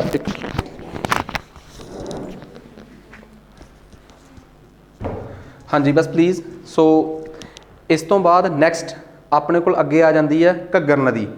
ਦੇਖੋ, ਜੇ ਮੈਂ ਘੱਗਰ ਨਦੀ ਦੀ ਗੱਲ ਕਰਾਂ ਨਾ ਤਾਂ ਘੱਗਰ ਨਦੀ ਨੂੰ ਲੈ ਕੇ ਜੋ ਕਨਸੈਪਟ ਆ, ਇੱਕ ਨਾ ਪਹਿਲੀ ਗੱਲ ਬਹੁਤ ਸਾਰੀਆਂ ਮਿਥਸ ਨੇ। ਪੰਜਾਬ ਤੇ ਹਰਿਆਣੇ ਦੇ ਬਹੁਤ ਜਗ੍ਹਾ ਤੋਂ ਹਰਿਆਣਾ ਸਰਕਾਰ ਨੇ ਤਾਂ ਐਕਸਪਲੋਰੇਸ਼ਨ ਕਰਾ ਕੇ ਦੇਖ ਲਈ। ਉਹ ਤਾਂ ਇਹ ਮੰਨਦੇ ਆ ਕਿ ਜਿਹੜੀ ਜਗ੍ਹਾ 'ਤੇ ਅੱਜ ਪਿਹੋਵਾ ਕੁਰੂਕਸ਼ੇਤਰ ਸ਼ਹਿਰ ਨੇ, ਇੱਥੋਂ ਥੱਲਿਓਂ ਰਿਮੇਨੈਂਟਸ ਮਿਲੇ ਆ, ਮਤਲਬ ਕੁਛ ਚੀਜ਼ਾਂ ਮਿਲੀਆਂ ਨੇ ਜਿਹੜੀਆਂ ਇਹ ਸਾਬਤ ਕਰਦੀਆਂ ਕਿ ਇੱਥੇ ਮਤਲਬ ਕਿ ਕੋਈ ਵਾਟਰ ਬੋਡੀ ਸੀਗੀ। ਸੋ ਘੱਗਰ ਨਦੀ ਬੇਸਿਕਲੀ ਪੁਰਾਣੀ ਸਰਸਵਤੀ ਨਦੀ ਆ ਜਿਹੜੀ ਪੰਜਾਬ ਦੇ ਵਿੱਚੋਂ ਫਲੋ ਕਰਦੀ ਆ। ਠੀਕ ਆ। ਇਹ ਇੱਕ ਪ੍ਰਕਾਰ ਦੀ ਸੀਜ਼ਨਲ ਨਦੀ ਆ ਜਿਹਦੀ ਸ਼ੁਰੂਆਤ ਮੰਨੀ ਜਾਂਦੀ ਆ ਸਿਰਮੌਰ ਜ਼ਿਲ੍ਹੇ 'ਚੋਂ, ਹਿਮਾਚਲ 'ਚੋਂ। ਇਸੇ ਨਦੀ ਦੀਆਂ ਟ੍ਰਿਬਿਊਟਰੀਜ਼ ਹੀ ਇਹਨੂੰ ਭਰਦੀਆਂ ਸੀ, ਚਾਹੇ ਉਹ ਪਟਿਆਲੇ ਕੀ ਰਾਓ ਹੋਵੇ, ਚਾਹੇ ਘੱਗਰ ਹੋਵੇ, ਜਿਹੜੀ ਓਰੀਜਨਲ ਨਦੀ ਆ। ਠੀਕ ਆ। ਸੋ ਇਹ ਉਹੀ ਨਦੀ ਆ। ਬਟ ਦਿੱਕਤ ਇਹ ਆ ਕਿ ਇਹਦੇ ਰਾਹ 'ਚ ਬਹੁਤ ਸਾਰੇ ਓਬਸਟੈਕਲਸ ਅੱਜ ਸਾਨੂੰ ਮਿਲਦੇ ਆ 1900 ਤੋਂ ਬਾਅਦ, ਸਪੈਸ਼ਲੀ ਕਿਉਂਕਿ ਅਸਲ ਦੇ ਵਿੱਚ ਕੀ ਸੀਗਾ, ਜਦੋਂ ਸ਼ਿਮਲਾ ਬਣਿਆ ਤਾਂ ਬਹੁਤ ਸਾਰੇ ਕੰਸਟਰਕਸ਼ਨ ਦੇ ਕੰਮ ਅੰਗਰੇਜ਼ਾਂ ਨੇ ਵੀ ਕਰਾਏ ਤੇ ਇਸ ਨਦੀ 'ਤੇ ਸਭ ਤੋਂ ਵੱਡਾ ਅਸਰ ਪਿਆ ਕਿ ਇਹਦਾ ਰਾਹ ਰੁਕ ਗਿਆ ਉਦੋਂ। ਉਸ ਤੋਂ ਬਾਅਦ ਚੰਡੀਗੜ੍ਹ ਦੇ ਬਣਨ ਤੋਂ ਬਾਅਦ ਤਾਂ ਜੇ ਮਨੀ ਮਾਜਰੇ 'ਚੋਂ ਕੋਈ ਨਦੀ ਨਿਕਲ ਰਹੀ ਆ ਤੇ ਅੱਗੇ ਏਡਾ ਚੰਗਾ ਵੱਡਾ ਸ਼ਹਿਰ ਵਸ ਜੇ ਤਾਂ ਤੁਸੀਂ ਇਮੈਜਿਨ ਕਰ ਲਓ ਕਿ ਉਹ ਨਦੀ ਜਿਹੜੀ ਆ ਕੋਈ ਬਹੁਤ ਵੱਡੇ ਲੈਵਲ 'ਤੇ ਗਰੋ ਨਹੀਂ ਕਰ ਪਾਊਗੀ। ਸੋ ਇਸ ਕਰਕੇ ਇਹ ਨਦੀ ਜਿਹੜੀ ਆ ਆਲਮੋਸਟ ਡੈੱਡ ਹੋ ਗਈ। ਜੇ ਮੈਂ ਗੱਲ ਕਰਾਂ ਪਟਿਆਲਾ, ਘਨੌਰ ਤੇ ਹਰਿਆਣਾ ਦੇ ਪਿਹੋਵਾ, ਕੁਰੂਕਸ਼ੇਤਰ, ਇਸ ਜਗ੍ਹਾ ਤੇ ਇਹ ਨਦੀ ਲੰਘਦੀ ਸੀ। ਅੱਜ ਇਹ ਨਦੀ ਹਰਿਆਣੇ ਰਾਜਸਥਾਨ 'ਚ ਕਿਤੇ ਜਾ ਕੇ ਵਿਲੁਪਤ ਹੋ ਜਾਂਦੀ ਹੈ। ਜਿਹੜੀ ਨਦੀ ਕਿਸੇ ਸਮੁੰਦਰ ਤੱਕ ਨਾ ਪਹੁੰਚ ਪਾਵੇ ਉਹਦੇ ਵਾਸਤੇ ਅਸੀਂ ਇੱਕ ਲਫ਼ਜ਼ ਵਰਤਦੇ ਹਾਂ ਕਿ this is part of inland river system, ਇੱਕ ਅਜਿਹੇ ਦਰਿਆਈ ਸਿਸਟਮ ਤੰਤਰ ਦਾ ਹਿੱਸਾ ਹੈ ਜਿਹੜਾ ਸਮੁੰਦਰ ਤੱਕ ਜਿਹਦੀ ਪਹੁੰਚ ਨਹੀਂ ਗੀ। ਸੋ ਇਹ ਪੰਜਾਬ ਦੀਆਂ ਰਿਵਰਸ ਨੇ ਜਿਨ੍ਹਾਂ ਬਾਰੇ ਆਪਾਂ ਗੱਲ ਕੀਤੀ ਹੈ। ਠੀਕ ਆ, ਇਸ ਤੋਂ ਬਾਅਦ ਅਗਲਾ ਟੌਪਿਕ ਆਪਣੇ ਕੋਲ ਇੰਡਸ ਵਾਟਰ ਟ੍ਰੀਟੀ ਹੈ। ਠੀਕ ਆ, ਇਸ ਤੋਂ ਬਾਅਦ ਅਗਲੀਆਂ ਕੁਛ ਨਦੀਆਂ ਨੇ ਜਿਨ੍ਹਾਂ 'ਚ ਅਸੀਂ ਪੰਜਾਬ ਦੇ ਚੋਏ ਪੜ੍ਹਾਂਗੇ, ਪੰਜਾਬ 'ਚ ਕਿਹੜੇ ਕਿਹੜੇ ਚੋਏ ਨੇ। ਫਿਰ ਉਸ ਤੋਂ ਬਾਅਦ ਅਗਲੀ ਗੱਲ ਅਸੀਂ ਪੜ੍ਹਾਂਗੇ ਪੰਜਾਬ 'ਚ ਕਿਹੜੀਆਂ ਕਿਹੜੀਆਂ ਕਨਾਲਸ ਨੇ ਜਿਹੜੀਆਂ ਪੰਜਾਬ 'ਚ ਬਣੀਆਂ। ਫਿਰ ਸਭ ਤੋਂ ਡਿਸਪਿਊਟਡ ਕਨਾਲ SYL ਜਦੋਂ ਬਣਦੀ ਆ ਉਸ ਤੋਂ ਬਾਅਦ ਉਹਦੀ ਪੂਰੀ ਕੰਟਰੋਵਰਸੀ, ਤੇ ਲਾਸਟ 'ਚ ਅਸੀਂ ਇਹਦੇ 'ਚ ਇੱਕ ਚੀਜ਼ ਹੋਰ ਕੰਪਾਈਲ ਕਰਨੀ ਆ, that is Bhakra Beas management board. ਠੀਕ ਆ, ਸਭ ਕੁਝ ਇਸ ਲੈਕਚਰ 'ਚ ਕੰਪਲੀਟ ਨਹੀਂ ਕੀਤਾ ਜਾ ਸਕਦਾ। ਸੋ ਪੰਜਾਬ ਦਾ ਜਿਹੜਾ ਡਰੇਨੇਜ ਵਾਲਾ ਪਾਰਟ ਆ ਇਹਦੇ ਸਾਨੂੰ ਇੱਕ ਲੈਕਚਰ ਹੋਰ ਲਾਉਣਾ ਪਊਗਾ ਅੱਗੇ। ਠੀਕ ਆ, ਉਮੀਦ ਕਰਦਾ ਕਿ ਇੱਥੋਂ ਤੱਕ ਇਹ ਲੈਕਚਰ ਜਿਹੜਾ ਹੈ ਉਹ ਸਮਝ ਆ ਗਿਆ ਹੋਊਗਾ। ਸੋ ਪੰਜਾਬ ਦੀ ਜੀਓਗ੍ਰਾਫੀ ਨੂੰ ਬਹੁਤ ਸੀਰੀਅਸ ਲਿਓ, ਜਿਵੇਂ ਵਾਈਲਡ ਲਾਈਫ ਨੂੰ ਆਪਾਂ ਬਹੁਤ ਥੋਰੋਲੀ ਪੜ੍ਹਿਆ, ਡਰੇਨੇਜ ਨੂੰ। ਦੇਖੋ ਇੱਕ ਗੱਲ ਬੜੀ ਕਲੀਅਰ ਆ ਕਿ ਅੱਜ ਦੇ ਟਾਈਮ 'ਚ ਜੇ ਕੰਪੀਟੀਸ਼ਨ 'ਚ ਕਰੈਕ ਕਰਨਾ ਹੈ ਨਾ ਤਾਂ ਬਾਕੀਆਂ ਨਾਲੋਂ ਕੁਛ ਤਾਂ ਵੱਧ ਪਤਾ ਹੋਣਾ ਚਾਹੀਦਾ ਹੈ, ਕੁਛ ਵੀ ਨਹੀਂ ਬਹੁਤ ਸਾਰਾ ਵੱਧ ਪਤਾ ਹੋਣਾ ਚਾਹੀਦਾ ਹੈ। ਠੀਕ ਆ, ਸੋ ਤੁਸੀਂ ਹਰ ਸਬਜੈਕਟ ਨੂੰ ਜੇ ਰੀਜਨਲ ਕੰਪਲੀਟ ਕਰ ਲਿਆ, ਜਿਸ ਤਰੀਕੇ ਨਾਲ ਤੁਸੀਂ ਪੁਰਾਣੇ ਸਬਜੈਕਟਾਂ ਤੋਂ ਜਿਹੜੀ ਸਟ੍ਰੈਟੇਜੀ ਮੈਂ ਦੱਸਦਾ ਰਿਹਾ ਤੁਹਾਨੂੰ ਅੱਜ ਤੱਕ ਕਿ ਜੇ ਤੁਸੀਂ PCS ਪ੍ਰੀ ਹੋਵੇ, ਨੈਬ ਹੋਵੇ, ਕੋਈ ਵੀ ਪੇਪਰ ਕਰੈਕ ਕਰਨਾ ਹੈ ਤਾਂ ਉਹੀ ਰੂਲ ਫੋਲੋ ਕਰ ਲਓ। ਜਿਹੜਾ ਸਬਜੈਕਟ ਤੁਸੀਂ ਕੋਰਸ 'ਚੋਂ ਕੀਤਾ ਹੈ ਉਹਦੇ MCQs ਪੱਕੇ ਕਰਨੇ ਆ ਜਿਹੜੇ ਪ੍ਰੋਵਾਈਡ ਕੀਤੇ ਆ, ਅਤੇ ਉਸ ਤੋਂ ਬਾਅਦ ਉਹਦਾ ਸੈਕਸ਼ਨਲ ਟੈਸਟ ਦੇ ਕੇ ਹੀ ਅੱਗੇ ਜਾਣਾ ਹੈ। ਤਾਂ ਕੋਈ ਵੀ ਕਿਸੇ ਵੀ ਤਰੀਕੇ ਨਾਲ ਤੁਹਾਨੂੰ ਪਰੇਸ਼ਾਨ ਨਹੀਂ ਕਰ ਸਕਦਾ। ਅਤੇ ਮੈਂ ਹਮੇਸ਼ਾ ਇੱਕ ਗੱਲ ਕਹਿੰਦਾ ਹੁੰਦਾ, ਤਿਆਰੀ ਦਾ ਇੱਕ ਰੂਲ ਆ, ਇੱਕ ਵਾਰ ਹੋ ਗਈ ਤਾਂ ਹੋ ਗਈ। ਜਦੋਂ ਇੱਕ ਵਾਰੀ ਬੰਦਾ, ਕਈ ਵਾਰੀ ਨਾ ਕਈਆਂ ਦਾ ਸੁਭਾਅ ਹੁੰਦਾ ਕਿ ਉਹ ਸਾਲ ਕੁ ਤਾਂ ਪੜ੍ਹਦੇ ਹੀ ਨਹੀਂ। ਜਦੋਂ ਇੱਕ ਵਾਰੀ ਤੁਸੀਂ ਆਪਣੀ ਤਿਆਰੀ ਸ਼ੁਰੂ ਕਰਤੀ ਸੀਰੀਅਸਲੀ, ਜੇ ਇੱਕ ਵਾਰ ਤੁਸੀਂ ਪੂਰੀ ਤਿਆਰੀ ਕਰ ਲਈ, ਇੱਕ ਲੈਵਲ ਦੀ ਤਿਆਰੀ ਕਰਕੇ, ਮੈਂ ਤੁਹਾਨੂੰ ਸਭ ਤੋਂ ਵੱਡੀ ਸਮੱਸਿਆ ਦੱਸਦਾ ਜਿਨ੍ਹਾਂ ਦੇ PSSB ਵਗੈਰਾ ਦੇ ਛੋਟੇ ਪੇਪਰ ਕਰੈਕ ਹੋ ਜਾਂਦੇ, ਉਹਨਾਂ ਦੀ ਸਭ ਤੋਂ ਵੱਡੀ ਸਮੱਸਿਆ ਕੀ ਹੁੰਦੀ ਹੈ, ਉਹ ਇੱਕ ਵਾਰ ਛੋਟੇ ਲੈਵਲ ਦਾ ਪੜ੍ਹੀ ਬੈਠੇ ਹੁੰਦੇ ਆ, ਉਹਨਾਂ ਨੂੰ ਸਮਝ ਹੀ ਨਹੀਂ ਆਉਂਦਾ ਇਸ ਟੌਪਿਕ 'ਚੋਂ ਕਿ ਹੁਣ ਇਹ 'ਚ ਵੱਧ ਕੀ ਆ, ਜਦ ਕਿ ਉਹਨਾਂ ਨੇ ਸਿਰਫ ਇਹਦਾ 30-40%, ਫਿਰ ਉਹ ਪੇਪਰ 'ਚ ਜਾ ਕੇ ਕਹਿੰਦੇ ਜੀ ਸਾਡੇ ਕੋਲ ਹੋਇਆ ਨਹੀਂ। ਕਿਉਂਕਿ ਇਹ ਗਲਤ ਨਹੀਂ ਗੇ ਉਹ, ਪਰ ਜਦੋਂ ਇੱਕ ਬੰਦਾ ਅੱਧਾ ਕੁ ਪੜ੍ਹ ਲੈਂਦਾ ਨਾ, ਉਹਨੂੰ ਸਮਝ ਹੀ ਨਹੀਂ ਆਉਂਦਾ ਕਿ ਮੇਰਾ ਕਿੰਨਾ ਕੁ ਹੋ ਗਿਆ ਅਤੇ ਕਿੰਨਾ ਕੁ ਰਹਿ ਗਿਆ। ਜਦੋਂ ਉਹਨੂੰ ਇਹ ਕਹੀਏ ਕਿ ਕਾਕਾ ਹੁਣ ਤੈਨੂੰ ਨਵੇਂ ਸਿਰਿਓਂ ਪੜ੍ਹਨ ਦੀ ਲੋੜ ਆ, ਜਿਹੜਾ ਤਾਂ ਮੰਨ ਗਿਆ ਕਾਮਯਾਬ ਆ, ਜਿਹੜਾ ਨਹੀਂ ਮੰਨਿਆ ਉਹ ਐਂਡ ਤੱਕ ਇੱਕ ਦੁਵਿਧਾ ਦਾ ਸ਼ਿਕਾਰ ਰਹਿੰਦਾ ਹੈ। ਅਤੇ ਤੁਸੀਂ ਨੋਟਿਸ ਕਰੋ, ਪਹਿਲੀ ਵਾਰ 'ਚ ਪਹਿਲੀ ਸੱਟੇ ਪੇਪਰ ਲੰਘ ਗਏ ਤਾਂ ਲੰਘ ਗਏ, ਅਦਰਵਾਈਜ਼ ਦੂਜੀ ਵਾਰ ਤੀਜੀ ਵਾਰ ਮੈਂ ਬਹੁਤ ਜਾਣਿਆਂ ਨੂੰ ਇਹੋ ਜਿਹਿਆਂ ਨੂੰ ਜਾਣਦਾ ਹੈ ਜਿਹੜੇ ਕਮਿਸ਼ਨ ਦੇ ਪੇਪਰਾਂ 'ਚ ਇਸ ਕਰਕੇ ਧੋਖਾ ਖਾ ਜਾਂਦੇ ਆ ਕਿਉਂਕਿ ਜਿਹੜੀ ਤਿਆਰੀ ਕੀਤੀ ਆ ਉਹ ਉਸ ਲੈਵਲ ਦੀ ਨਹੀਂ। ਉਸੇ ਤਿਆਰੀ ਨੂੰ ਉਹ ਦੂਜੀ ਵਾਰ ਤੀਜੀ ਵਾਰ ਜਦੋਂ ਉਹਨਾਂ ਨੂੰ ਕੋਈ ਕਹਿੰਦਾ ਕਿ ਅਪਗ੍ਰੇਡ ਕਰੋ ਆਪਣੇ ਆਪ ਨੂੰ, ਉਹ ਕਹਿੰਦੇ ਜੀ ਸਾਨੂੰ ਆਉਂਦਾ ਹੈ, ਆਉਂਦਾ ਹੁੰਦਾ ਨਹੀਂ। ਕਿਉਂਕਿ ਅਸੀਂ ਜਦੋਂ ਪੜ੍ਹੇ ਆ, ਜਿਹੜੀਆਂ ਕਿਤਾਬਾਂ 'ਚੋਂ ਅਸੀਂ ਜਾਂ ਜਿਹੜੇ ਲੈਵਲ ਦੀ ਤਿਆਰੀ ਅਸੀਂ ਪਹਿਲਾਂ ਕੀਤੀ ਆ, ਅੱਜ ਦੇ ਸਮੇਂ 'ਚੋਂ ਇਰਰੈਲੀਵੈਂਟ ਹੋ ਚੁੱਕੀ ਹੈ। ਉਹਨਾਂ 'ਚੋਂ ਕਈ ਤਾਂ ਕਿਤਾਬਾਂ ਇਹੋ ਜਿਹੀਆਂ ਹੈ ਜਿਹੜੀਆਂ ਇਰਰੈਲੀਵੈਂਟ ਹੋ ਚੁੱਕੀਆਂ, ਜਿਨ੍ਹਾਂ ਨੂੰ ਲੈ ਕੇ ਉਹ ਸਾਹਮਣੇ ਆ ਜਾਂਦੇ ਜੀ ਇਹ 'ਚੋਂ ਤਾਂ ਕੁਛ ਆਉਂਦਾ ਨਹੀਂ। ਹੁਣ ਮੈਂ ਹਜੇ ਵੀ ਦੱਸ ਸਕਦਾ ਕਿ ਸ਼ਾਇਦ ਉਹਨਾਂ ਕਿਤਾਬਾਂ 'ਚੋਂ ਵੀ ਕੁਛ ਆਉਂਦਾ ਹੋਵੇ, ਪਰ ਸਾਡੇ ਪੜ੍ਹਨ ਦਾ ਤਰੀਕਾ ਨਹੀਂ ਰਿਹਾ। ਅਸੀਂ ਬਿਨਾਂ ਮੈਂਟੋਰ ਤੋਂ ਜਦੋਂ ਪੜ੍ਹਾਂਗੇ ਸਾਨੂੰ ਪਤਾ ਹੀ ਨਹੀਂ ਲੱਗਣਾ। ਤੁਸੀਂ ਕਿਸੇ ਵੀ ਨਦੀ ਬਾਰੇ, ਭਾਵੇਂ ਪੰਜਾਬ ਦੀ ਕੋਈ ਵੀ ਆਮ ਕਿਤਾਬ ਆ, ਤੁਸੀਂ ਦੇਖੋ ਰਾਵੀ ਬਾਰੇ ਆਹੀ ਕੁਛ ਲਿਖਿਆ ਹੋਊਗਾ, ਪਰ ਤੁਸੀਂ ਕਿਤਾਬ ਦਾ ਕਸੂਰ ਕੱਢਤਾ। ਉਹਦੀ ਵਜ੍ਹਾ ਇਹੀ ਆ ਕਿਉਂਕਿ ਤੁਸੀਂ ਪੜ੍ਹੇ, ਤੁਹਾਨੂੰ ਤਾਂ ਲੱਗਦਾ ਸੀ ਕਿ ਦਿਸ ਇਜ਼ ਪੰਜਾਬ, ਆਪ ਹੀ ਕਰ ਲਾਂਗੇ, ਸਾਨੂੰ ਕੀ ਪ੍ਰੋਬਲਮ ਆ, ਇਹ ਵੀ ਨਹੀਂ ਹੋਊਗਾ ਸਾਡੇ ਤੋਂ। ਨਹੀਂ ਹੋ ਸਕਦਾ, ਬਿਕੋਜ਼ ਸਾਨੂੰ ਬੜੀ ਡੈਪਥ 'ਚ ਪੜ੍ਹਨਾ ਪੈਂਦਾ ਹੈ, ਉਹਦੇ ਲਈ ਸਬਰ ਚਾਹੀਦਾ ਹੈ। ਸੋ ਬਹੁਤ ਥੋਰੋਲੀ ਪੜ੍ਹੋ, ਹਰ ਸਬਜੈਕਟ ਦਾ ਉਹੀ ਰੂਲ ਆ, ਪੜ੍ਹਨਾ ਹੈ। Videos, hard copies, MCQs, sectional test, ਨੈਬ ਦੇ ਕੋਰਸ ਜਿਹੜੇ ਪਏ ਹੋਏ ਆ, ਬਸ ਫਿਰ ਅੱਗੇ ਸਵਿਚ। ਅੱਜ ਲਈ ਇੰਨਾ ਹੀ ਬਹੁਤ ਆ, ਮਿਲਦੇ ਹਾਂ ਜੀ।